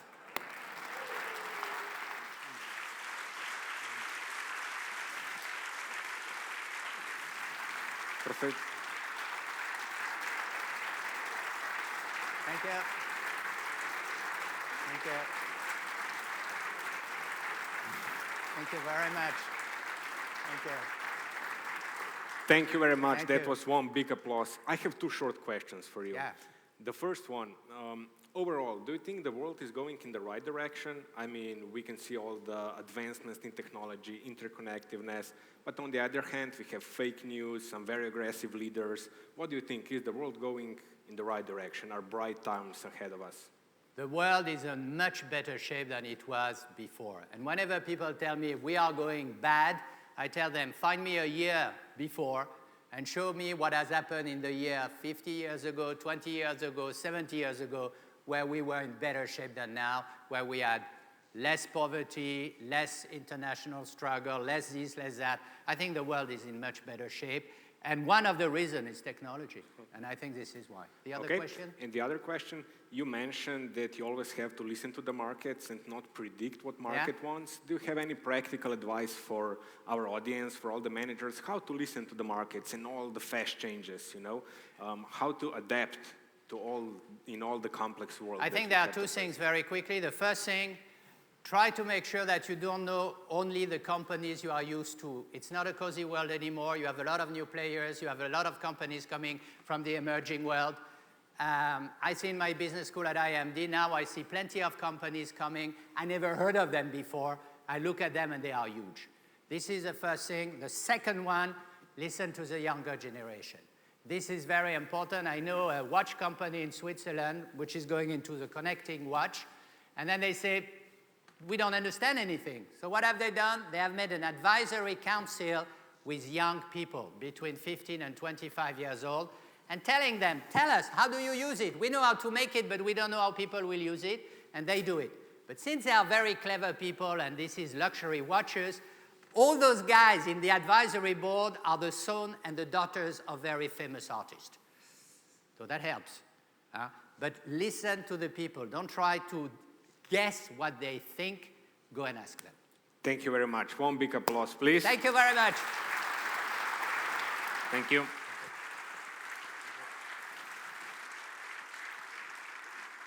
No, po prvih dveh predavanjih imamo odlično sliko, kam gre svet na globalnem nivoju, prav tako, kaj se dogaja v IT sektorju.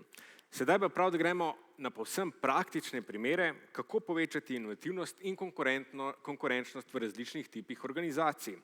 Začeli bomo z javnim sektorjem. Z nami je Mr. Joe Macri, podpredsednik za javni sektor Microsofta za Evropo, Bližnji vzhod in Afriko. Gospod Macri bo govoril o tem, kako povečati konkurenčnost javnega sektorja s pomočjo digitalne preobrazbe in ga narediti bolj učinkovitega. Mr. Macri, it's great to have you here on the stage. We're all eager to hear more how the public sector can improve its competitiveness, so please. Great. Well, good afternoon, everybody. I'm delighted to be back in Slovenia. It's my second visit to this country. I was here for the Bled Strategic Forum conference back in September. I have to say, we had two excellent presentations preceding me. Michael, I think, did an excellent job of stating the case for change, challenging our mindset of the possibility. And the professor, well, what can I say, a tour de force in analyzing, dissecting the economy, society, and then repackaging that and giving us a sense of optimism, I feel.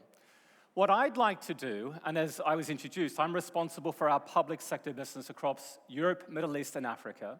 What I would like to do is take a practical view of what you've heard already and really try and apply that to what's happening across the world. Now, at Microsoft, I think Robert, in his presentation this morning, gave an excellent positioning of our mission. I'm not going to state the mission. I'm going to give you a sense of really what's behind this mission. This notion about empowering every individual and every organization is important. There are incredible companies that have wonderful consumer devices, consumer cloud services. Equally, there are really great companies providing professional services to organizations. What we try and do is bring the two together.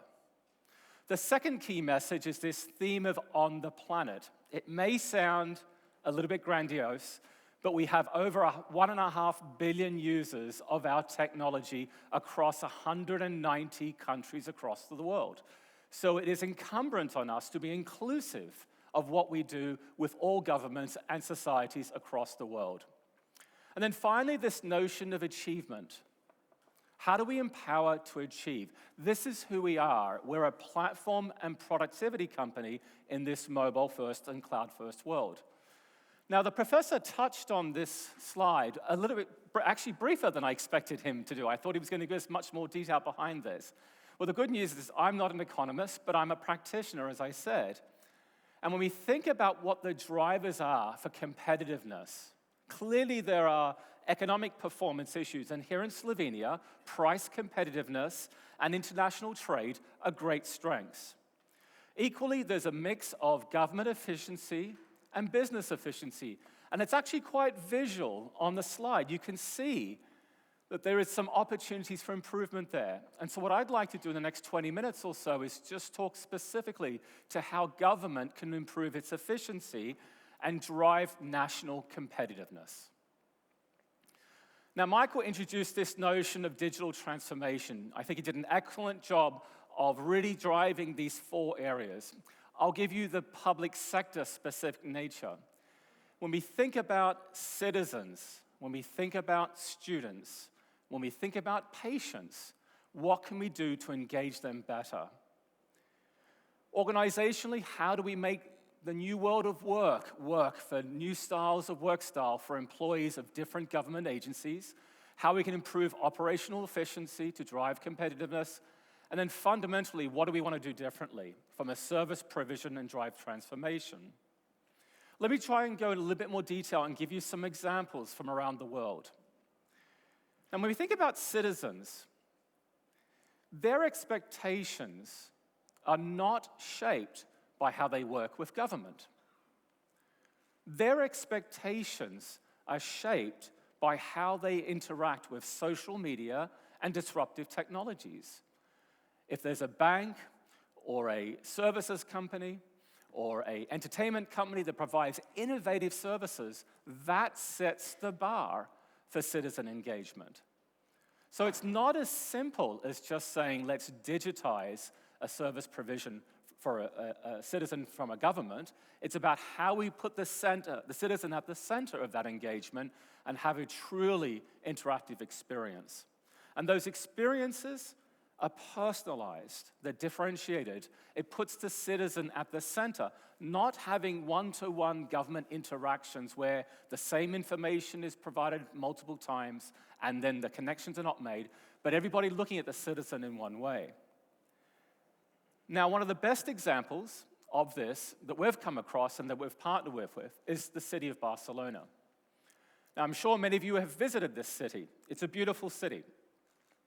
It's a city that decided, actually the mayor decided about 10 years ago, the previous mayor, decided about 10 years ago that he wanted to change the brand of the city. And he did a couple of things. They negotiated with the Mobile World Congress. Why?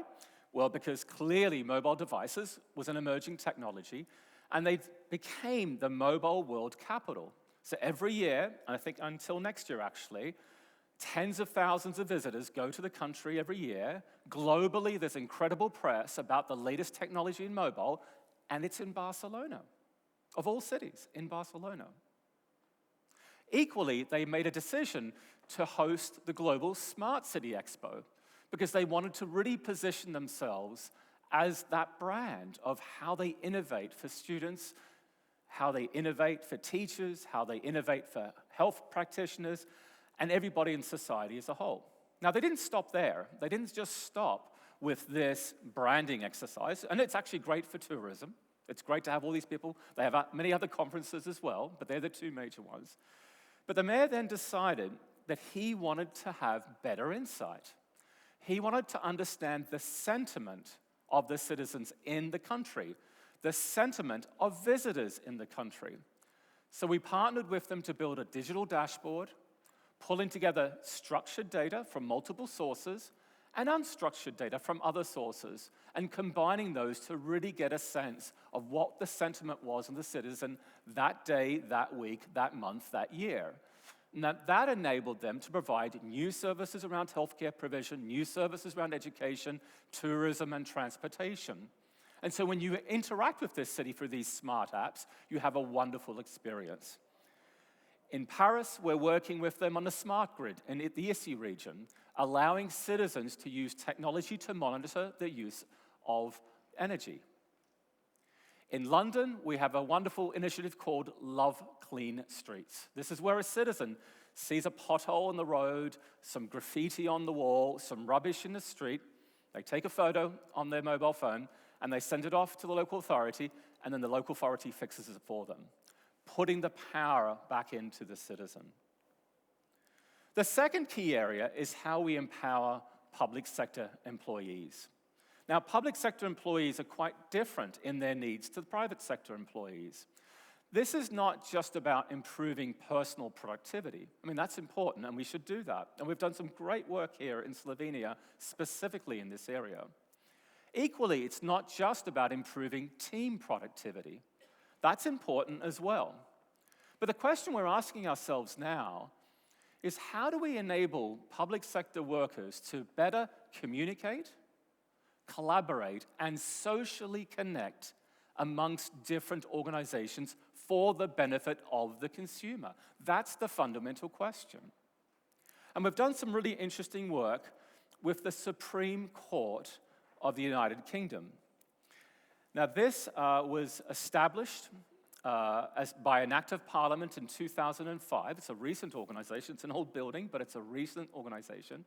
It's the highest court in the land for civil appeals, covering English law, Welsh law, Scottish law, and Northern Irish law. And it became operational in 2009. Now think about this situation. This is the appeals court. There's multiple cases coming through. The initial case workload was only about 300 cases a year, but it's accelerating at 45% increase per year. You have multiple stakeholders. You have the judicial system, you have the prosecution services, you have the defense attorneys. Where appropriate, you may even have the prison services, you may have the police themselves. You have multiple constituencies having to collaborate on what is defining cases that define law in this country, of the UK. And they use Office 365 as that platform. We have judges using Office 365. The approach has been so successful that this has now been rolled out across all magistrates, 35,000 magistrates across all levels of the judicial system in the UK.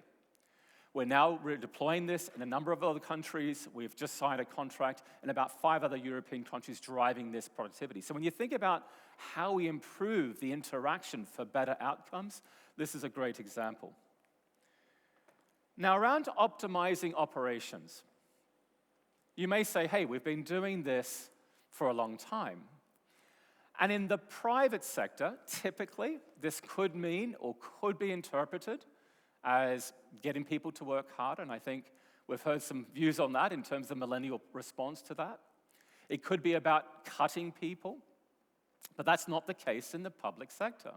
In the public sector, the question is, how do we take people away from back office operations and redeploy those scarce, valuable resources to engage the citizens? That's the fundamental question. And how we do that has to have the citizen's identity and privacy and security at the core. And I think the events of last weekend really bring this home.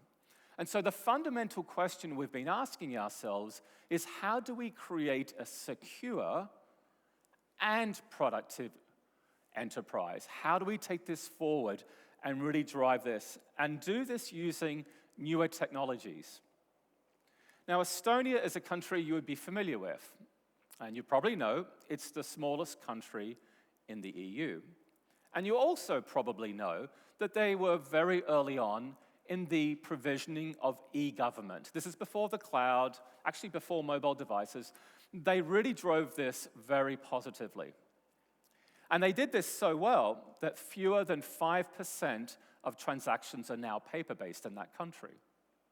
But that's not the interesting thing of what's happened with the Slovenian government. What they decided to do was to create a digital identity.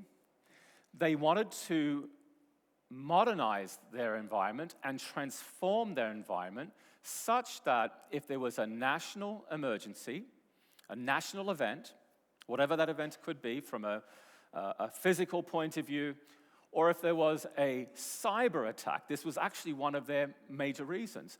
They decided to completely move all of their platforms, their legacy platforms, to the cloud. Now you might say, wow, can we trust, and forget Microsoft, can we trust the ICT sector with this? Well, the work that we did specifically with this with the government was to absolutely classify the data. And some of the data can sit in the public cloud, especially around open data, whilst other data has to be hosted in the private cloud. And so we've done some of that work, and that operational improvement has been incredible. Now, the final area is around transforming. This is about changing the game. This is about understanding that you're only as good as your data. I think Michael made the point, how many people use their data. But you're only as good as your data and what you do with the data. You're only as good as what you do with the service model provision around that data, how we drive innovation and positive disruption. Now, the example I'd like to share here is actually happening across a number of countries across the world. It started in New York after certain events where they decided to say, how can we use big data, unstructured data, live streaming of data to be intelligence-led in first response to major events. We've been working with the Oakland Police County, we've been working with the Scotland Yard in the UK, we've been working with a number of agencies across the European region, and more recently, the Abu Dhabi Police in the United Arab Emirates on trying to solve this question. With the rise in public dissatisfaction, the professor gave some reasons behind that, we see more public events, more public protests in the streets. And very rarely, and it happens, unfortunately, and we're all horrified when it happens, somebody takes a video footage of a policeman doing they shouldn't be doing, whatever that is. And there's been a number of those examples. Not many, actually, but a number of those examples. And what happens? That video goes viral and creates a message. It creates a perception. It creates reality and increases the tension. So the work that we've been doing is to turn that on its head and say, well, actually, why don't we put the camera on the policeman? Why don't we have every policeman or policewoman with a body-worn camera? That camera records the interaction between the police officer and the perpetrator or the suspect or whatever the situation is, or in crowd control in an event. They capture that, it's streamed, and it's uploaded to the cloud, it's secured, and then it's available. If there's any issues, if there's any complaints, if there's actually any proof required in the prosecution of that individual, there's a record of what's going on. And so when you think about that, it's turning it on its head. It's saying that we have this wonderful opportunity to get a democratization of really what's going on between our society and the people that are there, and in 99.9% of the time, do a fantastic job of protecting us. So when we think about these four areas, when we think about how we can work together, I hope I've given you some examples that builds on the introduction of Michael that really says, how can we take this technology and better engage with citizens, better engage with government sector employees? How do we make them more productive, especially if they're working across agencies? How can we use disruptive technology not only to improve responsiveness and efficiency, but how can we use that disruption in a positive way to transform that service? I believe this conference has been going for about 21 years. That's the time I've been at Microsoft. It's an incredible journey that we've been on together. We look forward to many years to come. Thank you very much. You want to stay? Mr. Macri, thank you for your presentation. I have one short question. You have two very unique perspectives. You work for a global corporation that's really successful and needs to stay competitive, and on the other hand, you work with many different governments. Are there any differences in improving competitiveness in public or private sector? What's your opinion on that? Yeah, it's interesting. Historically, the perception and sometimes the reality, and I'm speaking at a global level, not locally, the perception and sometimes reality is that government tends to lag business. Actually, there was a diagram that showed that public sector was now number 2 in terms of adoption, and we're seeing a shift. And that shift is driven by a couple of things. The first thing that's driving that shift, where we're seeing governments becoming more disruptive, more embracing of technologies, is their own personal use of technology. I was with a very senior official in a military organization in a European country, I won't say which, and the gentleman spoke to me eloquently about how he didn't trust the cloud. He just didn't trust it. And so when we finished our meeting, I noted he had a nice iPhone, and I said, hey, we should exchange emails. And he said, fine. So he gave me his business card, and it was the person's name @gmail.com. And I had to explain that actually you're using the public cloud today, and when they're using that technology, and when workers, especially millennials, come into the public sector, and they're used to using this technology, they start to say, hey, why can't we use social networking within the enterprise? Why can't we use mobile technology and cloud technologies? And so we're starting to see a shift. And given the economic and societal challenges, there's a huge opportunity for governments now to take leadership. Thank you very much. One more applause, please. Thank you. Dragi gostje, ostajamo še pri javnem sektorju in sicer v naslednjem predavanju bo Timotej Šooš, vodja projekta Strategije razvoja Slovenije, predstavil Vizijo Slovenije 2050 skozi prizmo inovativne družbe. Gospod Šooš, vljudno vas vabim, da se mi pridružite na odru in poveste več, kje si želimo, da bo Slovenija čez dobrih 30 let. Oder je vaš. Kompliciran uvod, pa mogoče da najprej razložim, zakaj, kaj je vizija, kaj je strategija, da potem pridemo do ta prave točke in razložimo, kaj je eno in kaj je drugo. Vlada Republike Slovenije se je 2 leti nazaj lotila ponovne priprave strategije razvoja Slovenije, veljavnost prejšnje je namreč potekla in ko so se te priprave nekako začele, smo prišli do tega, da so vse dosedajšnje strategije temeljile na tisti osnovni viziji osamosvojitve Slovenije, prvih 20 letih, vseh postopkih, integracijah, ki so stekle, pa lahko govorimo o Evropski uniji, NATO, evro in tako naprej. In vse tudi, kar se je dogajalo hkrati s tem. Zdaj, ko pa smo prišli do naslednje strategije razvoja države, pa smo ugotovili, da se je v svetu že zelo veliko spremenilo. Nekako ta moč oziroma ideja, kaj storiti, kako se razvijati naprej, ki jo je gnala osamosvojitev, je pojenjala in zato je bila sprejeta odločitev, da preden se lotimo strategije razvoja države, se je pomembno ponovno vprašati o tem, kaj je torej vizija Slovenije. Ker pa vizija Slovenije ni samo stvar neke trenutne vlade, nekega manjšega števila ljudi, smo se odločili, da vizijo Slovenije pripravimo v zelo širokem krogu, da bodo prebivalci in prebivalke države tisti, ki bodo govorili o tem, kakšno vizijo države si zamišljajo, kakšno življenje si želijo in v kakšni državi želijo živeti enkrat v prihodnosti, ne samo danes. Tako smo torej prišli do vizije Slovenije in do postopka, do procesa, ko smo se začeli pogovarjati o tem, kam torej iti. Nastala je vizija, kratka, dolga približno 1 stran, nekoliko več, kot jo mogoče imajo podjetja, pa vendarle govori o tem, kje Slovenci, Slovenke, prebivalci in prebivalke Slovenije želimo biti enkrat v prihodnosti. Mogoče torej še, kako je ta vizija umeščena v ostale elemente. Pripravili smo skupaj s prebivalci in prebivalke Slovenije vizijo Slovenije do leta 2050. Tej že sledi strategija razvoja države, njej pa tudi podrobnejše izvajanje. Zakaj leta 2050? Prej smo slišali ravno obratno. Ne planirati 10, 15, 20 let, dajmo se osredotočiti na to, kar prihaja naslednji 2 do 3 leta. Seveda na ravni strategij, na ravni posameznih ukrepov, seveda pa smo mi želeli pred Slovence, pred prebivalke in prebivalce Slovenije postaviti nekoliko drugačen izziv. Kako torej pogledati tisto sliko države, kot si jo želimo enkrat v prihodnosti?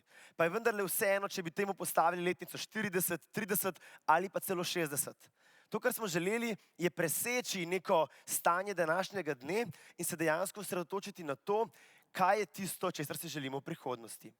Vlada se je s to vizijo Slovenije seznanila, posrkala njeno vsebino in na podlagi tega zdaj nastaja strategija razvoja države, ki pa bo vladni dokument. Torej toliko o tem, kaj je strategija, kaj je vizija in kako je vizija tisto, kako si prebivalci in prebivalke predstavljamo prihodnost države, strategija pa konkretna, legitimna pravica vsake posamezne vlade, ki jo zastavi in ki potem zastavi tudi še konkretnejše načrte in aktivnosti, ki strategiji sledijo.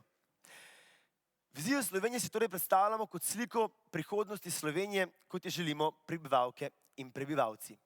Preden gremo naprej, preden kaj več povemo o posameznih elementih, pa tudi o tem, kako v to vizijo paše inovativnost, pa predlagam, da si pogledamo kratki filmček, ki bo govoril o tem, kakšno je izhodišče, ki smo ga pogledali, ki smo ga obrali, kam smo potem šli, kako smo prišli do same vizije in kakšen je kontekst prihodnosti, ki smo ga vzeli v ozir, ko smo to vizijo pripravljali. Kaj je vizija? Je slika prihodnosti, ki jo kot družba želimo doseči. Močna in jasna vizija je nujna v svetu, kjer globalni trendi vplivajo na vse ljudi. Ljudje živimo vse dlje in prebivalstvo v Sloveniji, kot tudi drugod po svetu, se stara. To pomeni, da vse manj delovno aktivnega prebivalstva podpira vse več starejših. Regionalna nestabilnost in podnebne spremembe sta vse močnejša globalna trenda. Tehnološke motnje in naraščujoča neenakost že danes predstavljata naš velik izziv. Vse od pričetka finančne krize še posebej občutimo upočasnjeno gospodarsko rast. Zdaj, bolj kot kadarkoli prej, potrebujemo premišljene in pametne odločitve, da bi izkoristili prednosti in priložnosti, ki nam jih ponuja globalno povezan multipolaren svet, kjer dodana vrednost prehaja od produktov k storitvam.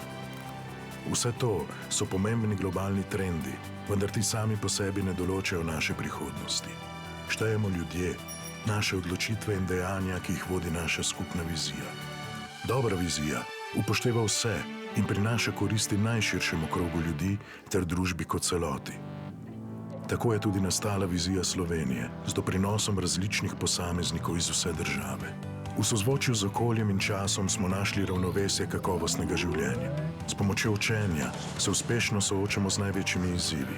Smo inovativni, spreminjamo ideje v dejanja in odpiramo Slovenijo partnerjem pripravljenim na sodelovanje. Z zaupanjem ustvarjamo dobre odnose ter solidarno in strpno družbo. Samozavestni bogatimo globalno mrežo s svojo kulturno edinstvenostjo. Če želimo razumeti, kako se 5 elementov naše vizije medsebojno povezuje, si lahko prihodnost predstavljamo takole. Kakovost življenja v Sloveniji je močno odvisna od stopnje zaupanja in družbenih inovacij. To je mogoče v družbi, ki jo poganja učenje za in skozi vse življenje, ter identiteta s slovenskim jezikom in kulturo. Če želimo vizijo uresničiti, potrebujemo spremembe. Štejejo naša dejanja, vsakega od nas. Mali koraki, ki le v sodelovanju vodijo do velikih ciljev. Prihodnost Slovenije je v naših rokah. Tako smo torej prišli do vizije Slovenije, ki ima 5 elementov: zaupanje, identiteta, kakovost življenja, inovativnost in pa učenje za in skozi vse življenje. Danes bom čez nekaj trenutkov nekoliko več povedal o inovativnosti, v kakšnem pogledu smo govorili o njej in kakšnem pogledu o njej razmišljajo tudi prebivalci in prebivalke države. Čisto na kratko, v samem procesu, z njim sicer ne bi izgubljal veliko besed, pa vendarle v procesu, ki je trajal približno 15 mesecev, smo šli čez vso državo na različnih dogodkih, bilo jih je nekaj manj kot 30, smo vključili več kot 600 posameznikov. Z nekaterimi smo prebili samo 3 ure, spet z drugimi do polne 3 dni, ko smo šli najprej čez tiste osnovne težave, kaj koga žuli danes in tukaj, do tega, kaj in kako si predstavljamo prihodnost. Vključili smo še veliko Slovencev in Slovenk tudi v različne javnomnenjske raziskave in se pogovarjali z njimi o tem, komu zaupajo, komu ne zaupajo, zakaj, in poskušali odkrivati globlje plasti tega, kaj so težave, ki jih pestimo, ki pestijo nas v državi in kakšne so rešitve, ki si jih želimo za te stvari. Potem pa smo seveda tudi pogledali kontekst Slovenije v sedanjosti. Najprej smo prišli do tega, da vizija kot element v družbi ni precej zasidrana. Nekatera podjetja jo imajo, Nekatera podjetja jo tudi zelo dobro izkoriščajo, veliko organizacij, še posebej pa tudi tiste v javnem sektorju, vizije kot elementa nismo navajeni. Ne samo, da velikokrat vizije niti ni, tudi takrat, ko je, ni integralni del vseh procesov, strateški načrti niso povezani z vizijo. Zato smo se veliko, preden smo se pogovarjali o sami vsebini, pogovarjali tudi o tem, kaj je torej vizija, zakaj jo potrebujemo, zakaj ne delati samo na tem, kaj moramo narediti tukaj in zdaj, zakaj ne rešiti samo te težave in najprej se pogovarjati samo o tem, da je neka težava v šolstvu danes, da je neka težava na sociali, na tistem področju, kaj torej pomeni vizija za celotno državo. Potem, ko smo se pogovarjali naprej, smo ugotovili, da veliko stvari pravzaprav že imamo, ampak vedno znova se pogovarjamo o tem, zakaj, če jih imamo, še vedno to in tisto ne deluje. Ko smo prišli nekoliko globlje, smo tukaj ugotovili, da je veliko tako imenovanega groupthinka, torej pomanjkanja kritičnega razmišljanja, pa ne med skupinami, ampak znotraj posameznih skupin. V naši družbi se veliko radi uvrstimo v različne skupine, s čimer ni nič narobe, ampak znotraj teh skupin velikokrat samo sledimo neki osnovni misli in v svetu, ki se vedno bolj spreminja, še vedno sledimo temu, kaj je bilo do zdaj in se ne sprašujemo, zakaj nekaj deluje, zakaj ne deluje. Skratka, ne razmišljamo kritično o tem, kaj vsaka posamezna skupina ima, kako deluje in kako razmišlja. Te skupine med seboj pa nimajo konstruktivnih interakcij. In potem dobimo neke vrste vakuum v družbi, ki ga potem dodatno še napaja gnev današnjega dne, potem tudi navada nezaupanja, ki je posledica mnogih slabih odločitev, mnogih razočaranj posameznikov in pa tudi organizacij v preteklosti in pa seveda strah pred negotovostjo, ki je različen v različnih generacijah, v različnih strukturah, pa vendarle. Strah pred negotovostjo nas velikokrat prav paralizira. In to vse skupaj ustvarja negativno zanko, da se velikokrat sprašujemo, kako bi se premaknili naprej, vsi se želimo premakniti naprej, vsekakor pa marsikaj ne deluje in potem nekako se lahko predajamo tudi vsakovrstnemu obupu in ravno o tem je danes tudi že profesor prej govoril v čisto zaključnem delu svojega predavanja, ko se sprašujemo zakaj bi jaz moral nekaj narediti, kako, ko se sprašujemo namesto samo zakaj, tudi zakaj pa ne in tako naprej. In skozi to smo potem v procesu priprave vizije prišli do naslednjega konteksta, ki pa je nekoliko širši globalni kontekst. Tiste specifične karakteristike za našo družbo tukaj, ki sem jih že opisal, pa potem lahko damo v širši kontekst, ko govorimo, da je svet zaznamovan z različnimi turbulencami, dvoumnostmi, negotovostmi in seveda tudi novostmi. Marsikaj od tega prinaša številne prednosti, številne izzive, odpira vprašanja, hkrati pa prinaša tudi grožnje. In to je bil kontekst, ki smo ga dali na mizo, ko smo se pogovarjali o tem, kaj torej ob tem, kaj imamo danes tukaj in kaj mora biti prihaja, lahko v Sloveniji povemo o tem, kaj si in kako si želimo v prihodnosti. Hkrati, in o tem je bilo danes tudi že nekaj govora, smo pogledali na področje preprostega, običajnega napovedovanja. Napovedovanja gospodarske rasti ali pa česarkoli podobnega, ki se v tem spreminjajočem se svetu velikokrat niti ne splača. Tale graf tukaj zgoraj govori o tem, kaj je organizacija, s katero smo se v tem procesu sicer veliko sodelovali, napovedovala za gospodarsko rast leta 2009, eno leto prej, torej leta 2008 in kakšna je ta gospodarska rast bila. V različnih drugih delih sveta torej ugotavljajo ekonomisti sami o svojem delu, da navadne napovedi, navadne premice, nekaj, kar lahko potegnemo iz preteklosti, ne moremo enostavno potegniti v prihodnost in trditi, kaj bo zagotovo jutri. Zato smo v tem procesu velikokrat tudi uporabili orodja strateškega predvidevanja. Pogledali smo, kaj so tisti šibki signali, ki jih lahko danes zaznavamo in ko govorijo o morebitnih spremembah v prihodnosti. Uporabili smo različne scenarije, trende in pa različne grožnje, disrupcije, motnje, ki nas lahko čakajo v prihodnosti. In na podlagi vsega tega smo potem se pogovarjali, kaj to pomeni za prihodnost Slovenije. Prihodnost, torej v vseh teh spremenljivkah ni možno, da je samo ena. Prihodnosti je lahko več. Zakaj? Ker se veliko stvari lahko spremeni. In medtem, ko se kontekst okrog nas lahko tako hitro spreminja, je vprašanje, kako torej doseči nekaj, kar si želimo, ne glede na vse to. Prišli smo torej do vizije, ki govori o 5 elementih, eden izmed teh pa je tudi inovativnost. In temu bi zdaj v zadnjem delu rad posvetil nekaj dodatnih minut. Vsi od vas poznate Murov zakon. Vse predvidevam v tem svetu tehnologij in IT-ja. Poznate, da se tehnologije razvijajo zelo, zelo hitro, eksponentno in to ne velja samo za mikročipe, kot je Moore predvidel pred več kot 50 leti, ampak velja tudi za vse ostale komponente. Vse do senzorjev in potem tudi do povezljivosti, o kateri danes govorimo, ko govorimo o cloudu. In potem, če pogledamo, kako se ta tehnologija spreminja, lahko pogledamo tudi, kaj to pomeni za ljudi in kaj to pomeni za naše delovanje tukaj, neodvisno ali pa posredno povezano s tehnologijo.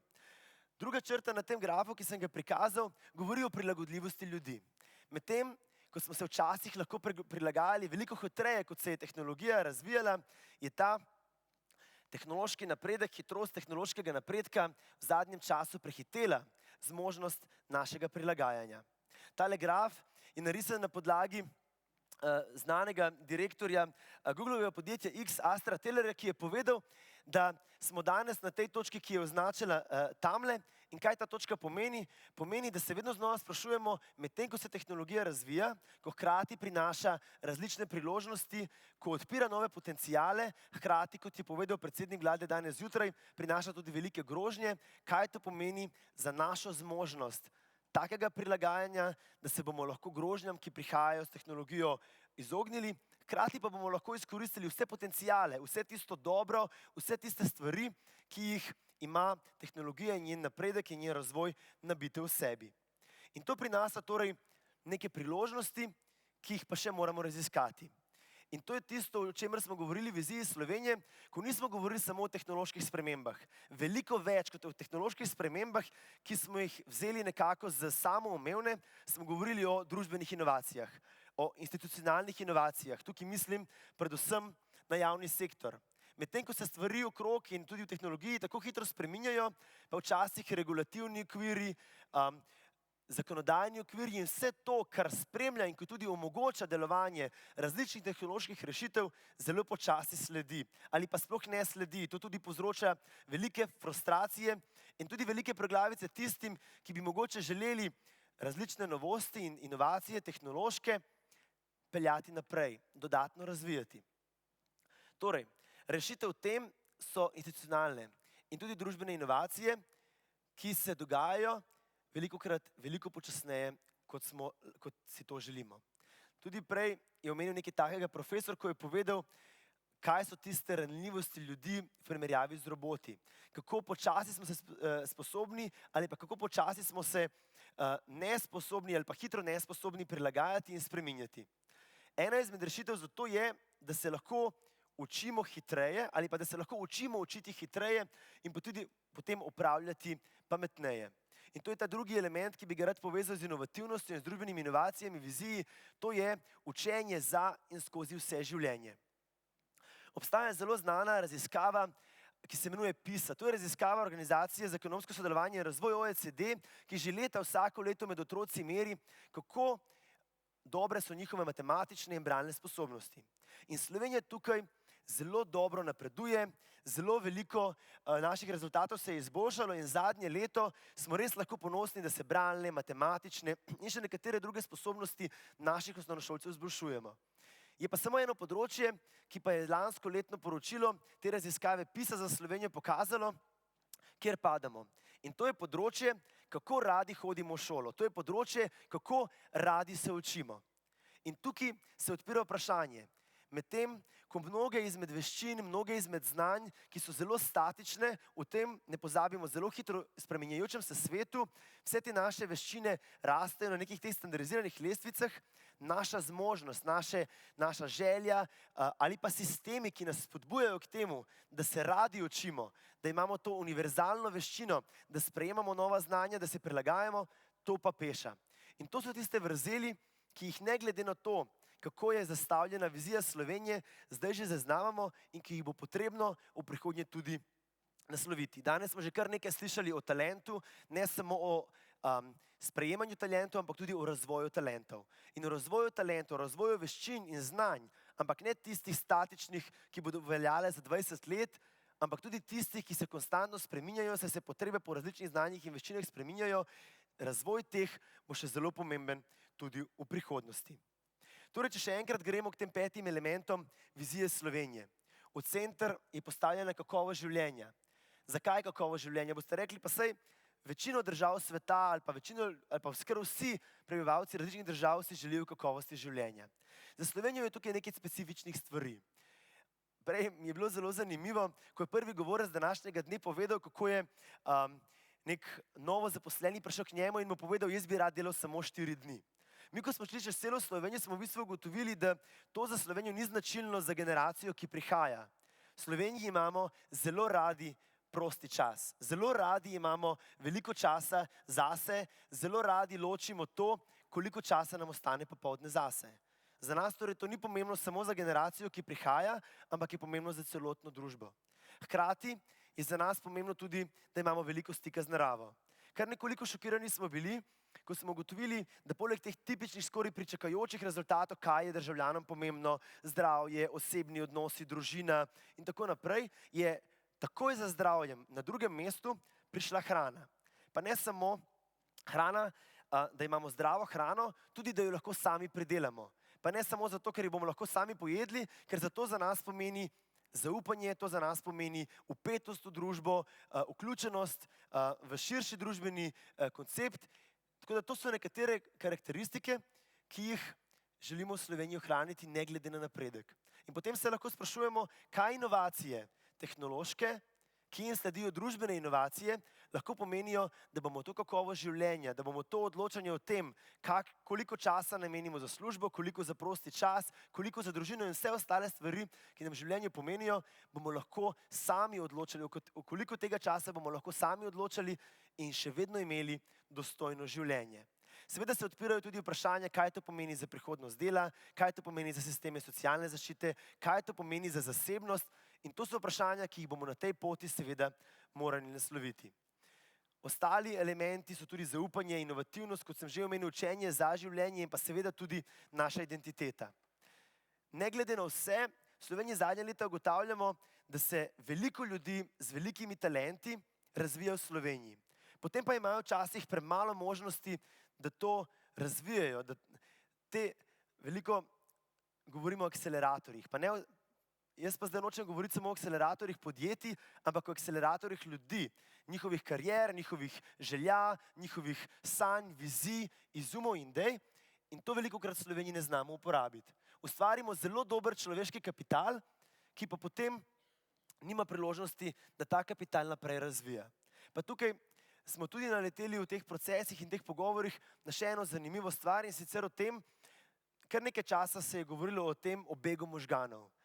In v teh pogovorih smo ugotovili, da je čas, da lahko presekamo samo tako enosmerni pogovor o begu možganov. Nič ni narobe z mobilnostjo, nič ni narobe s tem, da mladi, pa ne samo mladi, tudi vsi ostali, gremo, krožimo, gremo ven, pridemo nazaj v Slovenijo in skratka govorimo o tem, kako lahko sebe opolnomočimo s tem, da gremo v tujino ali pa gremo, če ne drugega, na drugi del države, hkrati pa s tem tudi odpiramo možnosti za ustvarjanje in za inovativnost. Hotel sem dati danes gor še en citat Alberta Einsteina, ki je povedal, da je definicija norosti delati vedno znova isto stvar in pričakovati iste rezultate. In to je nekaj takega, en paradoks, do katerega smo prišli tudi v tem procesu pogovora s številnimi prebivalci in prebivalkami o tem, kakšne prihodnosti želimo. Velikokrat smo se pogovarjali o tem, da si želimo drugačne rezultate, da si želimo drugačno stanje, da si želimo drugačno to, tisto, tretje, izobraževanje, šolstvo, drugačne javne uslužbence, drugačno javno upravo, hkrati pa nekako vedno znova na kratek rok pričakujemo, da bodo delali enako, da bodo delali iste stvari, da se bodo na kratki rok dogajalo enako, kot se dogaja danes. In zato smo tukaj odprli skozi ta proces vprašanja, kaj je tisto, kar moramo najprej začeti delati drugače, da bomo lahko potem dosegli tudi drugačne rezultate. Danes so bili omenjeni silosi. In ena izmed velikih ovir od tega, zakaj vedno znova delamo iste stvari, je, da smo velikokrat organizirani, pa ne samo organizacijsko, v silose. V Sloveniji imamo veliko silosov tudi na kulturni ravni, način, kako funkcioniramo en z drugim, pa tudi osebno, čisto na mentalni ravni. Silos se namreč, še posebej vsi poznate v javni upravi, sprejmeš eno uredbo in zelo hitro se ti zdi, da lahko spremeniš svet. Pa vendarle temu ni tako. Velikokrat poskušamo z eno uredbo, z enim zakonom, z enim pravilnikom narediti nekaj, kar se s tem ne da narediti. Zato je potrebno vlagati tudi v človeški kapital, v kadre, da bomo te silose omaknili ne samo na organizacijski ravni z neko uredbo ali pa zakonom, ampak tudi na osebni ravni, na ravni delovanja celotne družbe in potem vsakega posameznika. In o tem nekako govori Vizija Slovenije, da je prihodnost v naših rokah in da vsak, glede na svojo vlogo v družbi, ima odgovornost, da naredi tisto, kar sam mora narediti, glede na to, kakšna je njegova ali njena vloga. To pomeni, da ima vlada svojo nalogo in da se je nikakor ne more izogniti in da mora odgovorno delati svoje delo. Hkrati ima svojo nalogo vsak posameznik, vsaka organizacija, podjetje ali nevladna organizacija. In da ravno sodelovanje tisto, ki potem lahko te motorje poganja, da bi lahko prišli do tiste vizije, kot so si jo narisali prebivalci in prebivalke Slovenije. In še enkrat želim ponoviti na koncu, se opravičujem, Vizija Slovenije ni nekaj, kar smo si postavili v prihodnost, da bi lahko zdaj čakali na neko leto prihodnosti in potem kar naenkrat rekli, aha, zdaj se bo pa to zgodilo. Ampak je nekaj, kar moramo aktivno slediti že danes. In potem nima veze, kdaj bomo lahko dosegli posamezno stvar. Lahko je to jutri, lahko je to čez 2 leti, ali pa leta 45 ali 50. Pomembno je, da najdemo načine, kako bi dosegli drugačne rezultate s tem, da bomo delali stvari drugače, glede na spremenjajoči se kontekst okrog nas. Hvala. Gospod Šooš, hvala za to zanimivo predavanje. Imam par vprašanj, par stvari bi vzel ven iz prezentacije, ki se mi zdijo zelo zanimive. Prva misel je ta, da pri snovanju vizij strategij manjka kritičnosti navznoter same organizacije in pa interakcije z drugimi deležniki. Kako po vašem mnenju to dosežete? Oziroma v vašem projektu ste mogli vključiti izjemno veliko deležnikov in imeti nek kritični pogled. Imate še nasvet, kako doseči to za boljšo pripravo vizije in strategije? Ja, mislim, da je velik del odgovora, kako to doseči, odvisen tudi, kdo je tisti, ki pride do nekoga. In tukaj včasih so pogovori tečejo v smer, da država lahko tisto, država lahko tretje. Mi smo imeli tukaj nekoliko težjo nalogo. Zakaj? Zato, ker ljudje niso navajeni take interakcije, kot smo si jo mi zamislili. Ljudje so mislili, ko smo jih vabili na dogodke, da bodo to neki dogodki, kjer bo možnost, kjer bo 2 do 3 ure predavanja in potem bodo ljudje imeli 3 do 4 vprašanja, potem bomo se vsi skupaj šli domov. Mi smo to zastavili nekoliko drugače. Po kratkem uvodu smo predvsem ljudi vprašali, da so povedali, in zato smo vse na prvih dogodkih imeli kar veliko težav tistih, ki so prišli ali predavati, ali pa tistih, ki nekako niso verjeli, da bi na takem dogodku lahko prišli do svoje besede. Tako da tudi tukaj smo mogli nekaj stvari premakniti. Hkrati pa mislim, da vsaka izkušnja, predvsem pozitivna, potem tudi rodi dodatno zaupanje in potem je vsaka taka interakcija pozneje lažja. Tako da jaz mislim, da je bistven nasvet ali pa bistven ključ tukaj začeti in potem ne glede na začetek to nadaljevati. In tudi ta vizija ni konec. Iteracije nečesa takega so neizbežne, če želimo uspešno slediti takemu postopku in takim rezultatom. Okay, hvala, imamo še nekaj časa, še eno vprašanje. Omenili ste razliko med znanjem pa učenjem. Recimo, kje je ta bistvena razlika, da nekaj znaš, pa med tem, da se želiš naučiti nekaj novega? Se pravi, kako spodbuditi ljudem ljubezen do učenja ali pa pri sebi? Ja, v tem procesu smo se veliko na začetku pogovarjali o znanju, o družbi znanja, o tem, kako je znanje pomembno. Potem smo se pogovarjali, kaj je tisto znanje, ki ga potrebujemo. Potem smo to pustili malo ob strani, pa smo govorili o veščinah. Torej, veščine so pomembne, pa kaj torej znamo narediti, ne samo kaj znamo kar tako. Potem smo prišli celo do nekaterih obtožb, da je to čisto neoliberalno mišljenje, da želimo, da ljudje imajo samo veščine za to, kar rabijo danes. In potem smo skozi ves ta proces prišli do učenja kot neke univerzalnega orodja, da pridobivamo znanje, da pridobivamo veščine in da se konstantno prilagajamo. Torej, učenje je na začetku tega pogovora našega bilo kot orodje, potem pa je zdaj postalo že kar vrednota, ki nam omogoča odpornost, ne glede na spreminjajoči se kontekst. Okay. Še zadnje vprašanje. Vizijo vidite kot orodje. Današnji poslovni del bomo na koncu zaključili z okroglo mizo o vizijah.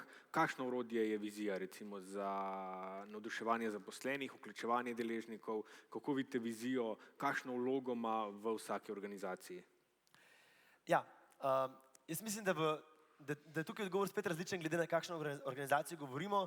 Organizacije, ki imajo daljšo tradicijo vizije, ali pa tudi organizacije, ki nastajajo znova in začnejo z vizijo, ki je jasno izražena, imajo lažje delo, da potem tudi uporabijo vizijo kot nek zelo mogočno orodje, ki potem poganja celotno organizacijo, ali je to podjetje, ali je to karkoli drugega. Kot sem že prej povedal, v Sloveniji imamo nekaj manj izkušenj s tem, da bi jasno opredelili vizijo, ker se nam zdi bolj jasno, jo bomo opredelili, to je sigurno nekaj tako ideološkega, da se ali ne bomo mogli strinjati. Zato tudi v tem procesu priprave te vizije in pa tudi zdaj, ko se o njej veliko pogovarjamo, je veliko tistih, ki je skeptičnih o tem, kaj za ta vizija pomeni, ali želi nekdo pripeljati vizijo in to uporabiti kot izgovor, da se ničesar drugega ne rabi zgoditi. Zato je, kar se te vizije tiče, to je en proces, ker v tej viziji seveda mora slediti tudi implementacija. In veliko od nas pozna ta rek, da je vizija brez implementacije samo halucinacija, zato mislim, da je vizija uspešna le, če je sledijo konkretni načrti, konkretni cilji in potem tudi konkretna dejanja, ki to vizijo uresničijo in šele potem, po nekaj takih iteracijah, vizija postane vedno močnejša kot orodje in potem tudi njena vsebina močnejše gonilo za to, kar želimo doseči. Super, hvala. Prosim še za en aplavz. Pot bomo nadaljevali v zasebni sektor. Imeli boste priložnost spoznati dva uspešna primera digitalne preobrazbe, in sicer slovenske industrije jekla ter podjetje Gorenja, ki v svojih poslovnih procesih uporablja tudi tehnologijo Microsofta HoloLens. Tukaj na odru bo potekala praktična demonstracija. Igor Poletič pa bo govoril o tem, kdo narekuje digitalno preobrazbo. Preden pa nadaljujemo v zasebni sektor, je prav, da se osvežite, okrepčate, zato je čas za odmor in kosilo. Vljudno pa vas vabim, da se nam pridružite nazaj ob 15. uri. Hvala.